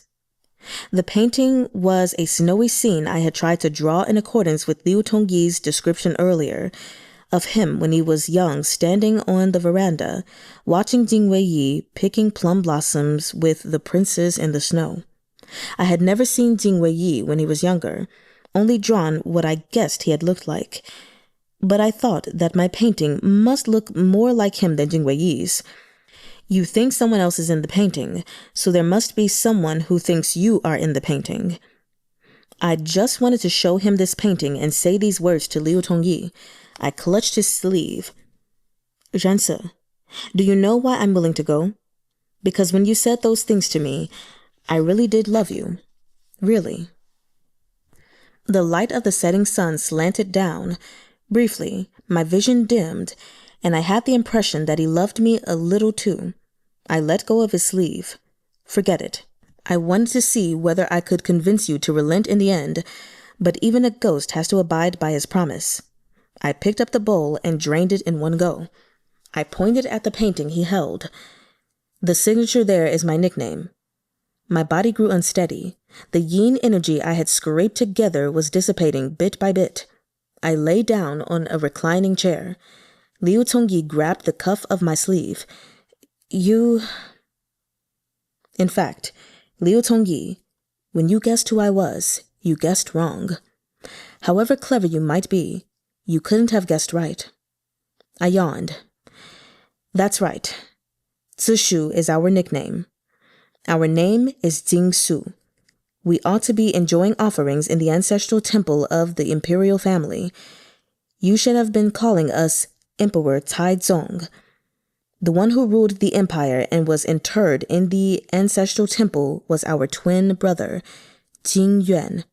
Your forefather Liu Jin, along with our mother the Empress, thought that because we were partial to painting and calligraphy, we were unsuited to be emperor, and therefore replaced us with Prince Jin, then immured us in a stone prison under the name of Prince Chen's eldest son. Jing Yuan and I were twin brothers. Because I was born slightly earlier, the advantage went to me, and I became crown prince. I'd had no interest originally in being crown prince. Jing Yuan was skilled in martial arts, excelled in horsemanship and archery, liked to study warcraft. He closely resembled our father, the emperor. I had told my father many times to give Jing Yuan the position of crown prince. I had been sincere, but Jing Yuan had thought I did this out of suspicion of him. He earnestly declined. Grand Tutor Liu and my mother both said before my father the emperor that he must install his eldest son as crown prince as an example to later ages. But when my father passed away, the night I ascended the throne, my mother and Grand Tutor Liu had me rendered unconscious. When I awoke, I found myself in a stone prison. At the time, that stone prison was utterly secret, with walls all around and only one small door. In that stone room, my mother, Grand Tutor Liu, and 2 other loyal courtiers assiduously counseled me to allow Prince Jin to take my place, because I wasn't suited to being emperor, as if my being emperor would lead to the demise of the Jin clan's empire. I just didn't understand. When I wanted to give up being emperor, they didn't want me to. Now that the position was mine, they wanted to rob me of it. Why was this? I knew that, even if I agreed, if I became Jing Yuan and Jing Yuan became emperor, I would still never know peace, would spend my whole life mistrusted. I would be better off putting an end to it altogether. They could rest easy, and I would be free. No one kept watch in the stone room. I was alone. I thought that Jing Yuan, my mother, and Grand Tutor Liu all secretly hoped I would do this. My mother and Grand Tutor Liu had brought me Jing Yuan's clothes and told me to put them on if I agreed. The violet silk belt in the bundle had been a gift from me.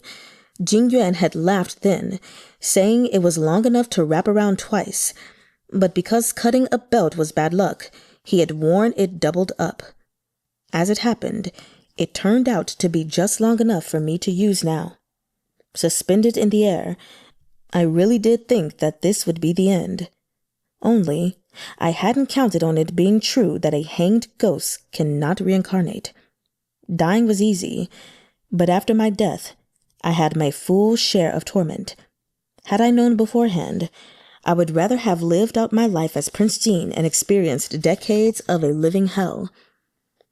Inhabiting Jingwei, after leaving the prison, I found that the empire was indeed well governed. Had I been emperor back then, perhaps it would not be as prosperous as it was today. If the world is like a game of Weiqi, then I must be a piece doomed to be abandoned for the sake of the overall strategy. That was indeed a grievance I could not swallow. The ever-loving and tender mother who had given birth to me and raised me, the grand tutor who was always painstakingly counseled me on how to be a wise ruler, and Jing Yuan, who when we were little had been as inseparable from me as a body from shadow, all their actions had been falsehoods. Was there any sincere kindness in this world? Now it seemed that there was, but I had never met it. Actually, I didn't know what the aftermath of using wine infused with peach wood to force me from Jingwei-yi's body would be. I had slipped outside of Jingwei-yi's body. I felt myself about to drift apart. Weariness and confusion stole over me. Whether I would turn to utter nothingness or wake in the Yellow Springs, I did not know. If there is a next life, I hope there is someone in the painting with me, someone to paint with me. Extra. Ghost Emperor. 1. I huddled in a dark corner, feeling deeply hurt. How could an emperor like us, the mighty true Emperor Taizong, despite having filled the position for only one day, how could I be so miserable? Miserable when I was alive, and still miserable now as a ghost. A steady drizzle came down, a perfect match for my feelings. That bowl of peach branch water had been awfully potent. It had nearly turned my soul to shreds, and it was only with the force of my discontented resentment that I had hung on and burst into that little compound. This was an abandoned residence with conflict ahead, murder behind, and ruin within. A scholar tree stood in the yard, and a well. It really was as bleak and inauspicious as ever a mortal residence was. If the strength in the earth here were not so weak, it would have been a paradise for a resentful spirit like me. Although, if it were not for the weakness of the earth, I would have had no chance to occupy it. I understood this.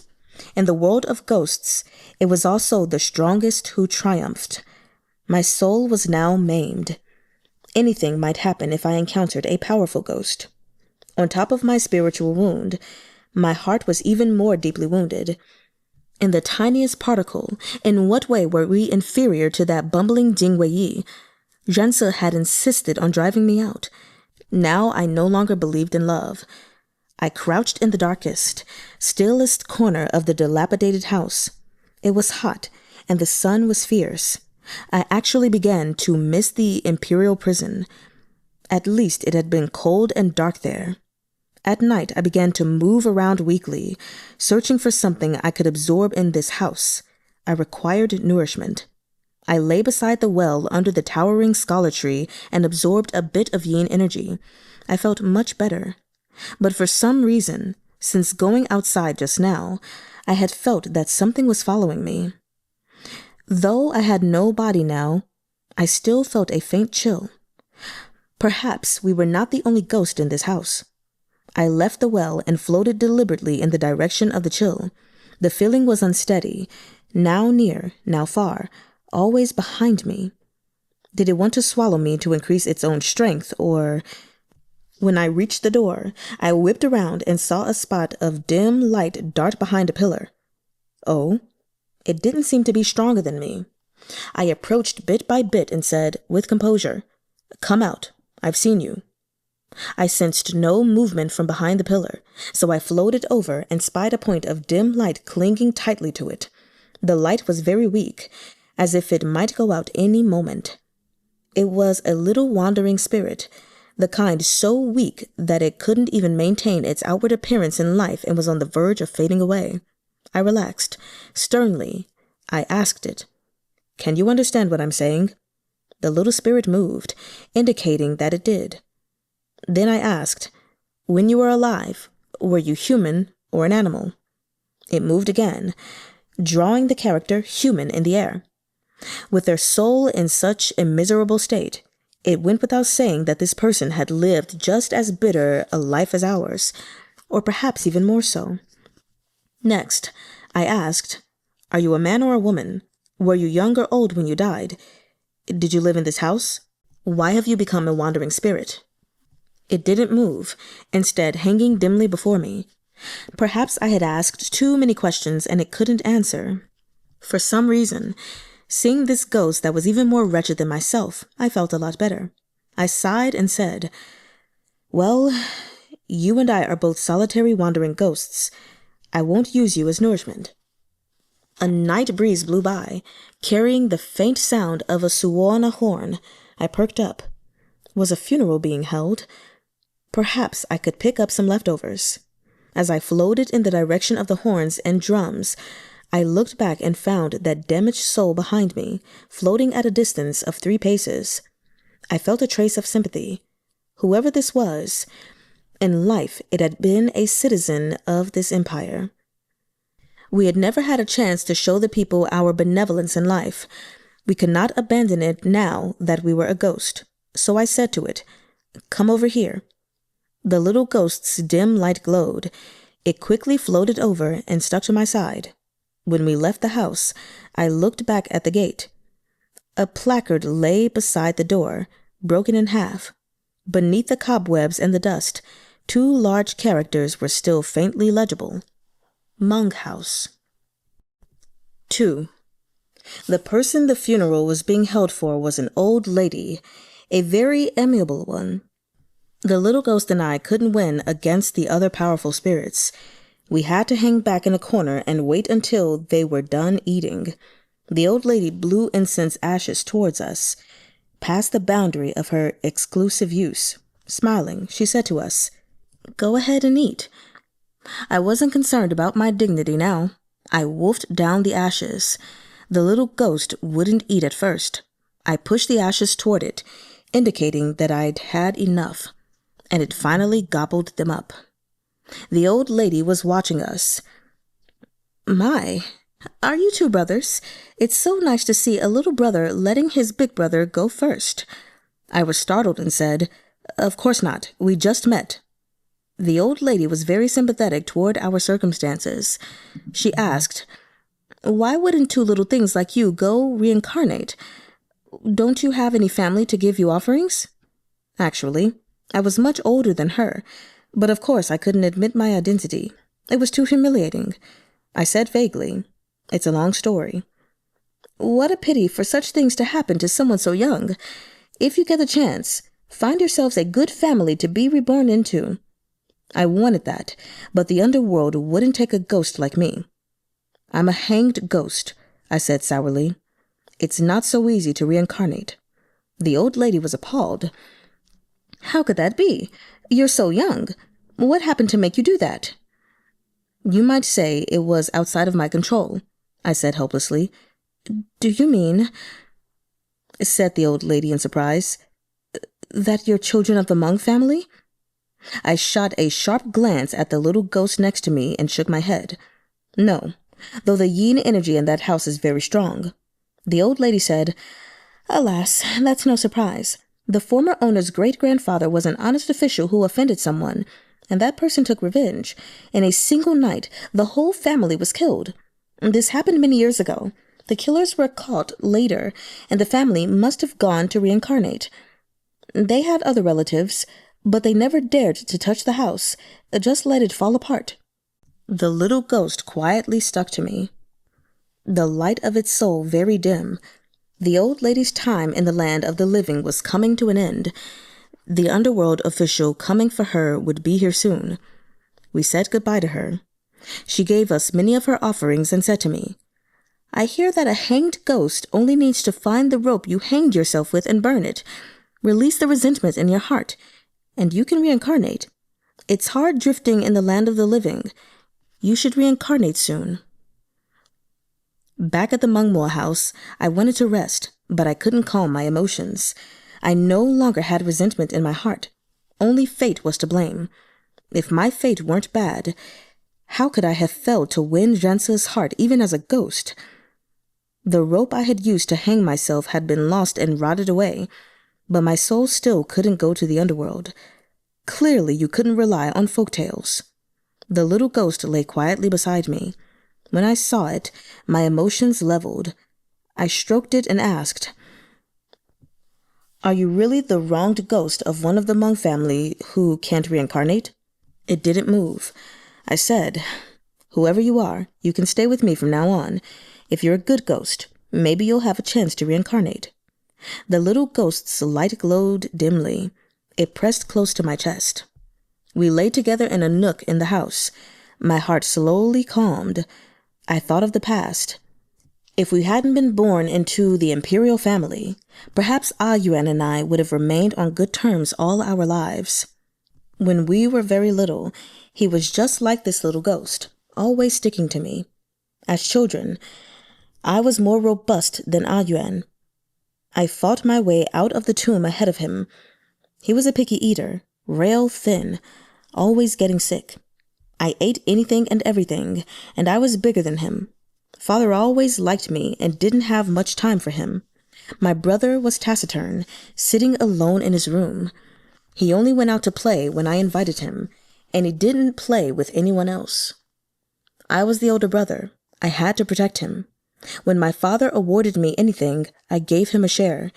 We ate at the same table, slept in the same bed. But when I got older, he slowly opened up. He liked riding and archery and hunting. I, meanwhile, became lazier and lazier. I dallied with painting and calligraphy. I didn't want to learn martial arts, and my physique became inferior to his. Then, when we were older still, I officially became crown prince and moved into the Eastern Palace, and he didn't come to see me often anymore. I didn't think there should be any distance between brothers, so I invited him to see me and went to visit him. The Eastern Palace had a cool chamber built above a pond. In summer, I often played weiqi with Yuan there. Beside us was a glass cauldron of melons, a tribute from Tibet, kept cold with ice. When we were tired, we slept on a bamboo couch. At times like that, I really did think that our relationship was the same as before. Alas, recalling the past made me feel all the more melancholy. The little ghost moved. After eating the offerings, its soul light had brightened. I chatted with it. When you were alive, did you have brothers and sisters? It still couldn't speak. I joked with it. I don't know whether you were a man or a woman when you were alive. If you were a woman and we weren't ghosts, you'd have to marry me now. It didn't move. It must have been a man. 3. When I recovered a little more energy, late at night while everyone was sleeping, I went to Qinsao Alley to see Rense. Rense wasn't asleep yet. He was much thinner, his face haggard. He lit incense and burned paper money in the courtyard. Many pastries were set on the table. They must all have been for me. I was very gratified. I made a breeze to ruffle the paper money. It flew up and down. I wondered whether he would understand I was here. He said softly, "Zisher, if you're still here, hurry up and reincarnate." I felt a stabbing pain in my heart. It was only sympathy he felt for me. I silently took the stack of offerings away. I had planned to save up my energy and come to Rense in a dream, to renew our connection for the future. But it looked like there was no need for that.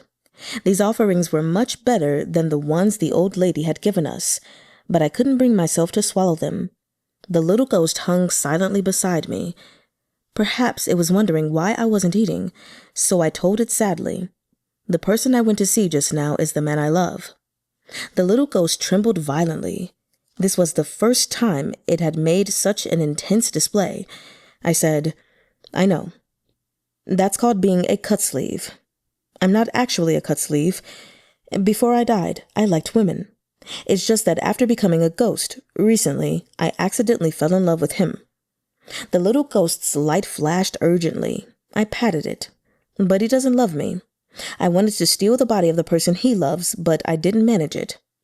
Alas, I gave a rough account of my attempt to steal Jingwei's body, leaving out my name and identity." The little ghost's light flickered, now bright, now dim. I reassured it. "Don't worry. It's just an accident that I fell in love with him. I'm not the kind of cut sleeve who falls for every man he sees. So even if you're a man, there's no need to be scared." The little ghost made a circle in mid-air, then threw itself against my shoulder. "I'm glad you're not scared of me," I said joyfully. Thinking back on our life, there hadn't been time to like any woman very much. I'd heard that Grand Tutor Liu's granddaughter was getting ready to become our empress, but sadly, I had never laid eyes on her. When I was crown prince, there was a palace maid I liked well enough. She had been quite pretty, with a waist so slender it didn't make an armful. She was beautiful when she danced. I paid her a few visits, but later Yuan said he liked her, and she seemed to like him more, so I gave her to him. But after that, I felt inexplicably unhappy. My enthusiasm had been at a low ebb that night. I must have loved her a little. All the people around me had been strong characters then. Perhaps it was because of this that I liked good-tempered people. Alas, my thoughts turned inadvertently to Rense again, and that tragic love between man and ghost. My heart ached fiercely. The little ghost gently touched my face. I rubbed its head and returned to the monk house with it. 4. When we entered the monk house, I felt a sudden gust of dank wind. A ball of white mist shot toward us and snarled, "You dare take my house? I won't let you get away with it this time." I was momentarily stunned. This was another ghost, a boy of 15 or 16, his hair hanging loose. Had his features not been contorted with rage, he would have been quite handsome. Waves of violence rolled off him. The little ghost leaped in front of me, hovered, and was instantly locked in battle with the boy. My companion had no human form, but its bravery surpassed my expectations. It kept hitting, and the ghost boy was actually driven to retreat in the face of its attack. But its light was dimming. I was a little worried. So, when it had sent the boy reeling, I grabbed hold of it and gave it some of my yin energy. I said to the boy, "You say I took your house. Who are you?" "So sanctimonious, even as a ghost," the boy spat viciously. "Naturally, my name is Monk. This is my house. You told it to come here and take over my house, nearly beat part my soul out of me, and you're still asking who I am?" I understood. This boy was the remaining member of the Monk family. The little ghost wasn't part of the family. It had only fought him off and occupied this place. That would explain why the little ghost didn't even have a human form. It must have expended too much of its strength fighting over territory with this boy. I patted it on the head helplessly. "I didn't expect you to be such a quarrelsome ghost." The boy could no longer fight, so he switched to a verbal attack. "You dirty fornicators! How disgusting! Shameless even in death!" I was enraged. Never in my experience, while I lived or during my many years as a ghost, had anyone dared to act so intemperate before me. "We are merely chance acquaintances. Don't talk nonsense." The boy pursed his lips. "You two died together, and even as ghosts, you still won't admit you're a couple. Gutless wonders. Cowards. Hypocrites." The little ghost struggled violently in my grip. I was burning with anger. "A commoner with a poisoned tongue, and you're blind. No wonder you were slaughtered. You can't even tell a new ghost from an old one. How exactly did you decide that we were cut-sleeve lovers who died for passion?" "My love for Jansa was exclusive." The boy snorted. "Huh. You two souls are connected. Unless your bodies are together in death, there's no way—" He looked at me, and his gaze sharpened. "Huh. I have it. You're awfully ruthless, awfully shameful. He died for you, and you're still using him to strengthen your own soul." The little ghost struggled out of my hold and went slamming toward the boy's face. As the boy dodged, he shouted, "Wake up! Why are you still helping a loathsome brother like him? Ow!" The boy was sent flying into the old tree. I came forward and grabbed the little ghost. "Who are you?" I asked calmly. 5. The little ghost trembled in my hold and slowly began to change. I watched him appear bit by bit before me, his transparent form slowly revealing his features. It was like looking at myself in a mirror. He was silent but staring at me, just the same as when we were little and I went out with others and didn't bring him. I heard him call to me quietly, "Guh." I grabbed hold of him and gave him a violent shake. "What happened to you? Weren't you Taizong? Haven't you been receiving incense from the Imperial Ancestral Temple? Shouldn't you have died in bed of old age surrounded by children and grandchildren? How could you have become a wandering ghost? What the hell happened?" The ghost boy hugged a tree branch and watched us raptly. I didn't care anymore whether I was humiliating myself. He was still looking at me in just the same way. Quietly, he said, "Guh, it's typical of you to not to have read any history books after being out here this long. Liu Tongyi didn't tell you either. Taizong was Jingmu." A vision appeared before me on a toothless, snot-nosed little radish in the virtuous consort's arms. I heard myself scream. How could it be him? Then what were you? I was the crown prince of reverent lamentation and respectful piety, by imperial grace, he said. A little different from you. You were the crown prince of solemn virtue and brave persistence by imperial grace. We were buried together. The ghost boy on the branch gasped. I know! Our first emperor's twin sons, who unexpectedly died together and never had the fortune to become emperor. So it's you two. Huh, your cut sleeves? Did the ministers of the time discover your incestuous affair? Did you die for love? Oh, so that's the truth behind history books. How awful. Jing Yuan said softly, So it turns out you always thought I took your throne, Ge. That's the kind of person you think I am. The boy kept shouting. Wow, what a speech. Could it get any more maudlin? I heard my voice shaking. I thought that if a gust of wind had come along, it would have blown me to pieces. What the hell happened? Ge, I told you, wherever you go, I'll follow. Why didn't you ever believe me? Jing Yuan had never called me Imperial brother. It was always the less formal Ge. Later, when I became crown prince, he still called me that, until one day, a eunuch said, It is a little improper for Prince Ding to use this form of address, and he switched to calling me Imperial brother. But when no outsiders were present, he still called me Ge. After you became crown prince, you went away from me. I know you doubted me. You went to our imperial father and said you wanted to give up the position of crown prince in my favor. And I thought that if you didn't have a little brother like me, you'd have nothing to worry about. I wouldn't study those essays on military strategy. I only learned riding and fighting. I thought that when you were emperor, I could go to the border.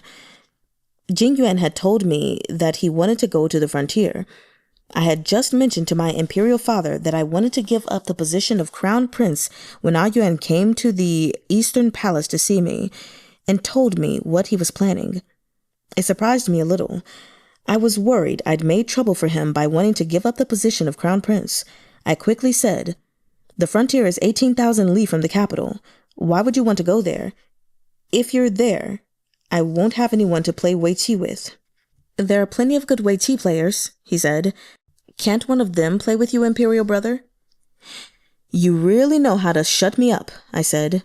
If I liked playing with other people, why would I always be asking you? The corners of Ah Yuan's mouth tilted up. Then I won't go. I'll stay here and play Wei Qi with you. When you find someone else to play with, I'll go to the frontier. That night, he slept in the eastern palace again. When he got up in the morning, I dropped his belt on the floor, and a jade button on it broke. I gave him my belt, but he said it bore the motif of the crown prince, and he didn't dare wear it. I managed to dig up a belt from before I was crown prince for him to use. Later, I had a new belt made for him, precisely the one I used to hang myself. I kept shaking Jing Yuan. Didn't mother get rid of me so you could be emperor? Why did you also become a ghost? Why did you let the virtuous consort radish walk off with the throne? Jing Yuan said quietly, When mother told me about her plan, I thought she and old man Liu had gone around the bend. But as long as I was alive, I would always bring you disaster. So before I went to the palace, I drank poison. I wanted to see you one last time. But I was already a hanged ghost then. We really were a miserable pair of brothers. Bitterly, I said, How could you be so stupid? How could I kill you for the sake of that wretched throne? Couldn't you wait to make a decision until you'd seen me? I'm sorry. That's funny. Jing Yuan laughed. Didn't you also not believe that I would never usurp your position? Why couldn't you wait to make a decision until you'd seen me? We're as bad as each other. I was speechless. Yes, we were really a pair of simple-minded brothers. Mother had thought she was the smartest woman in creation, but she had given birth to 2 stupid sons, and finally the virtuous consort, whom she had such contempt for, became Empress Dowager. She must have died of rage. Jing Yuan said, Mother's early death was in large part caused by her anger about what happened with us. When she passed away, I hid in a little cranny in the palace, lest her ghost find me and come to settle the score. She did want to settle the score with both of us, but the official from the underworld stopped her. She was meant to be on a different road from us. I wanted to go to the Imperial prison to find you, but I couldn't get in, and you couldn't get out. I had to wait outside for you. Finally, you possessed Jing Wei's body and left, and I followed you. But you were inside a physical body, and you couldn't see me. He looked so hurt. I couldn't help stroking the top of his head. Though it had been very dull for me all those years in the Imperial prison, Yuan had been outside all that time, hiding from the sun, hiding from all kinds of spiritual practitioners. He must have had it worse than me. There. Now that we've been reunited, we don't have to be afraid of anyone. Jing Yuan immediately drew close and stood pressed against me. The boy lay on the tree branch and said with feeling, "What great fortune the two of you were never emperor, or else the empire would be in ruins." I glared at him. We would have been a wise ruler, and it is certainly out of the question for Yuan to have been otherwise. We definitely couldn't have done worse than the virtuous consort's radish. At least we wouldn't have descendants as hopeless as Jing Wei. 6. I lay inside sleeping, pondering the future. The years-long resentment had been resolved. Might Jing Yuan and I still be fit to go to the underworld or reincarnate? Only, after we reincarnated, we would forget everything that had come before. Perhaps he and I wouldn't be brothers again. We wouldn't know each other in the next life. We wouldn't remember anything. As I dozed, I suddenly felt something icy approach my mouth, something bearing a peculiar and immense power. My eyes flew open. I saw Jing Yuan holding a piece of jade that had once been in Jing Wei's mouth, trying to put it in mine. I batted his hand away.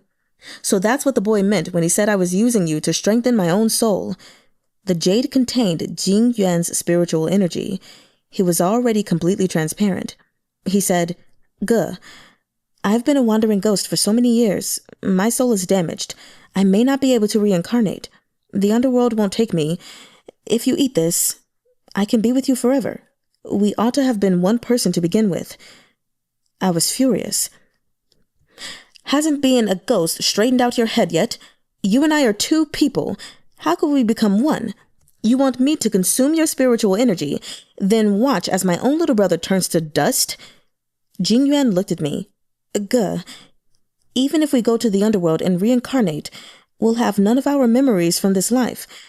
If you don't remember me and I don't remember you, I don't think it will be any different from turning to dust." I punched him in the head. "There's a big difference.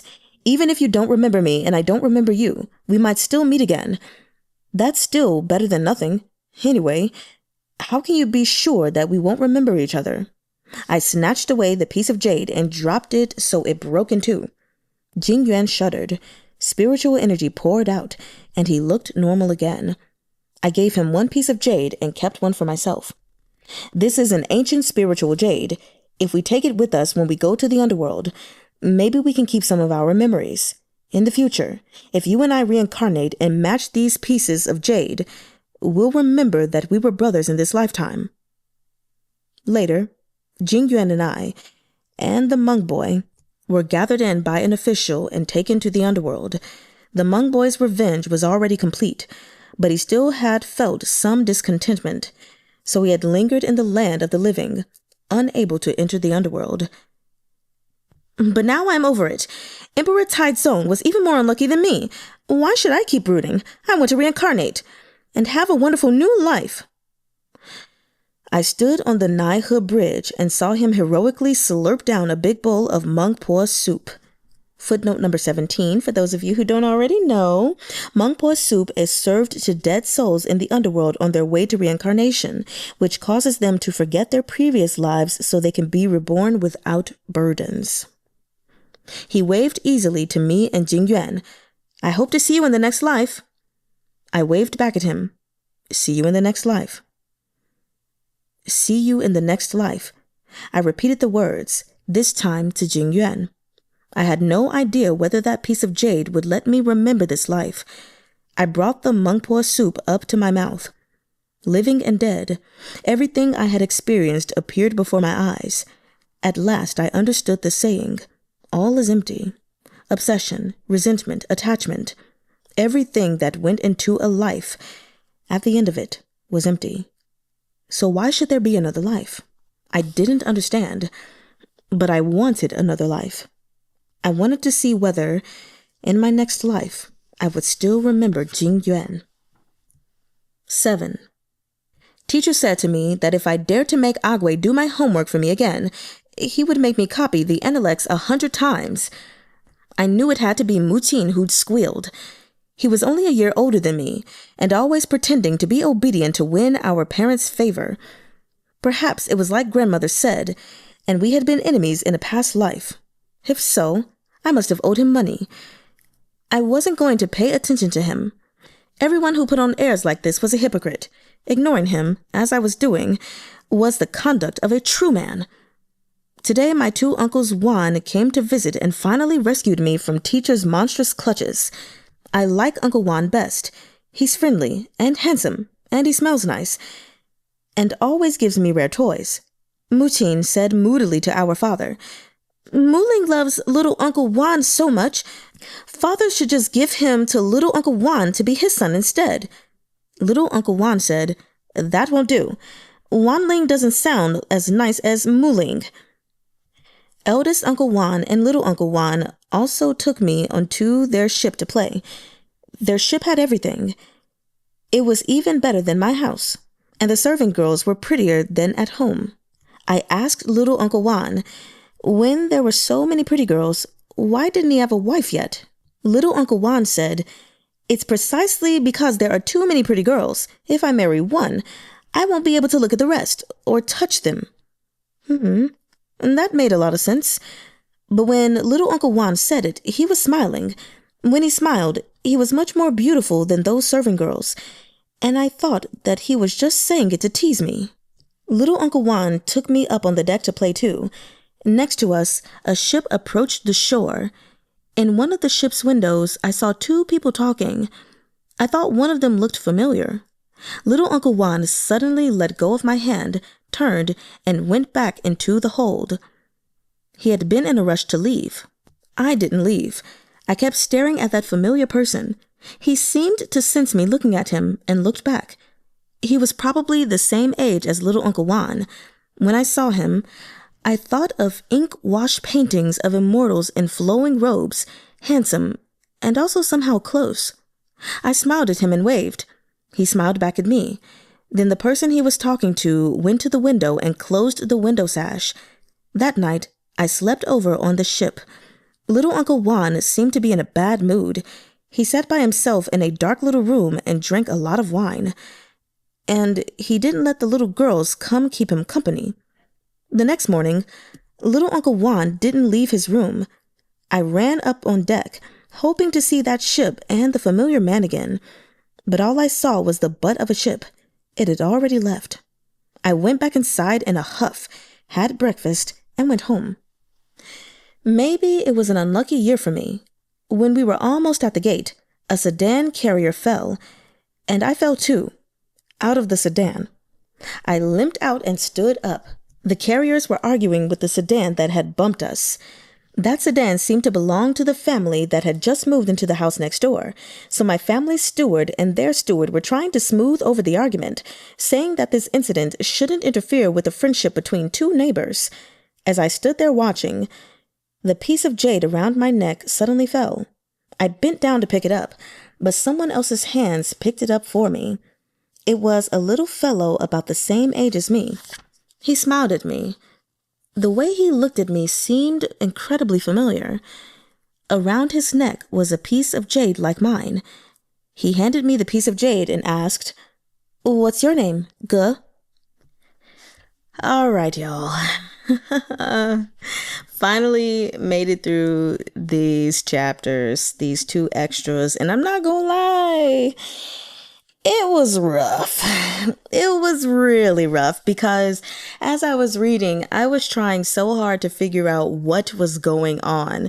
Like at first, I thought maybe Jing Wei-yi was going through some kind of identity crisis and was like trying to convince himself that he wasn't him, you know, as he's going and prepping himself to be in his new life or whatever.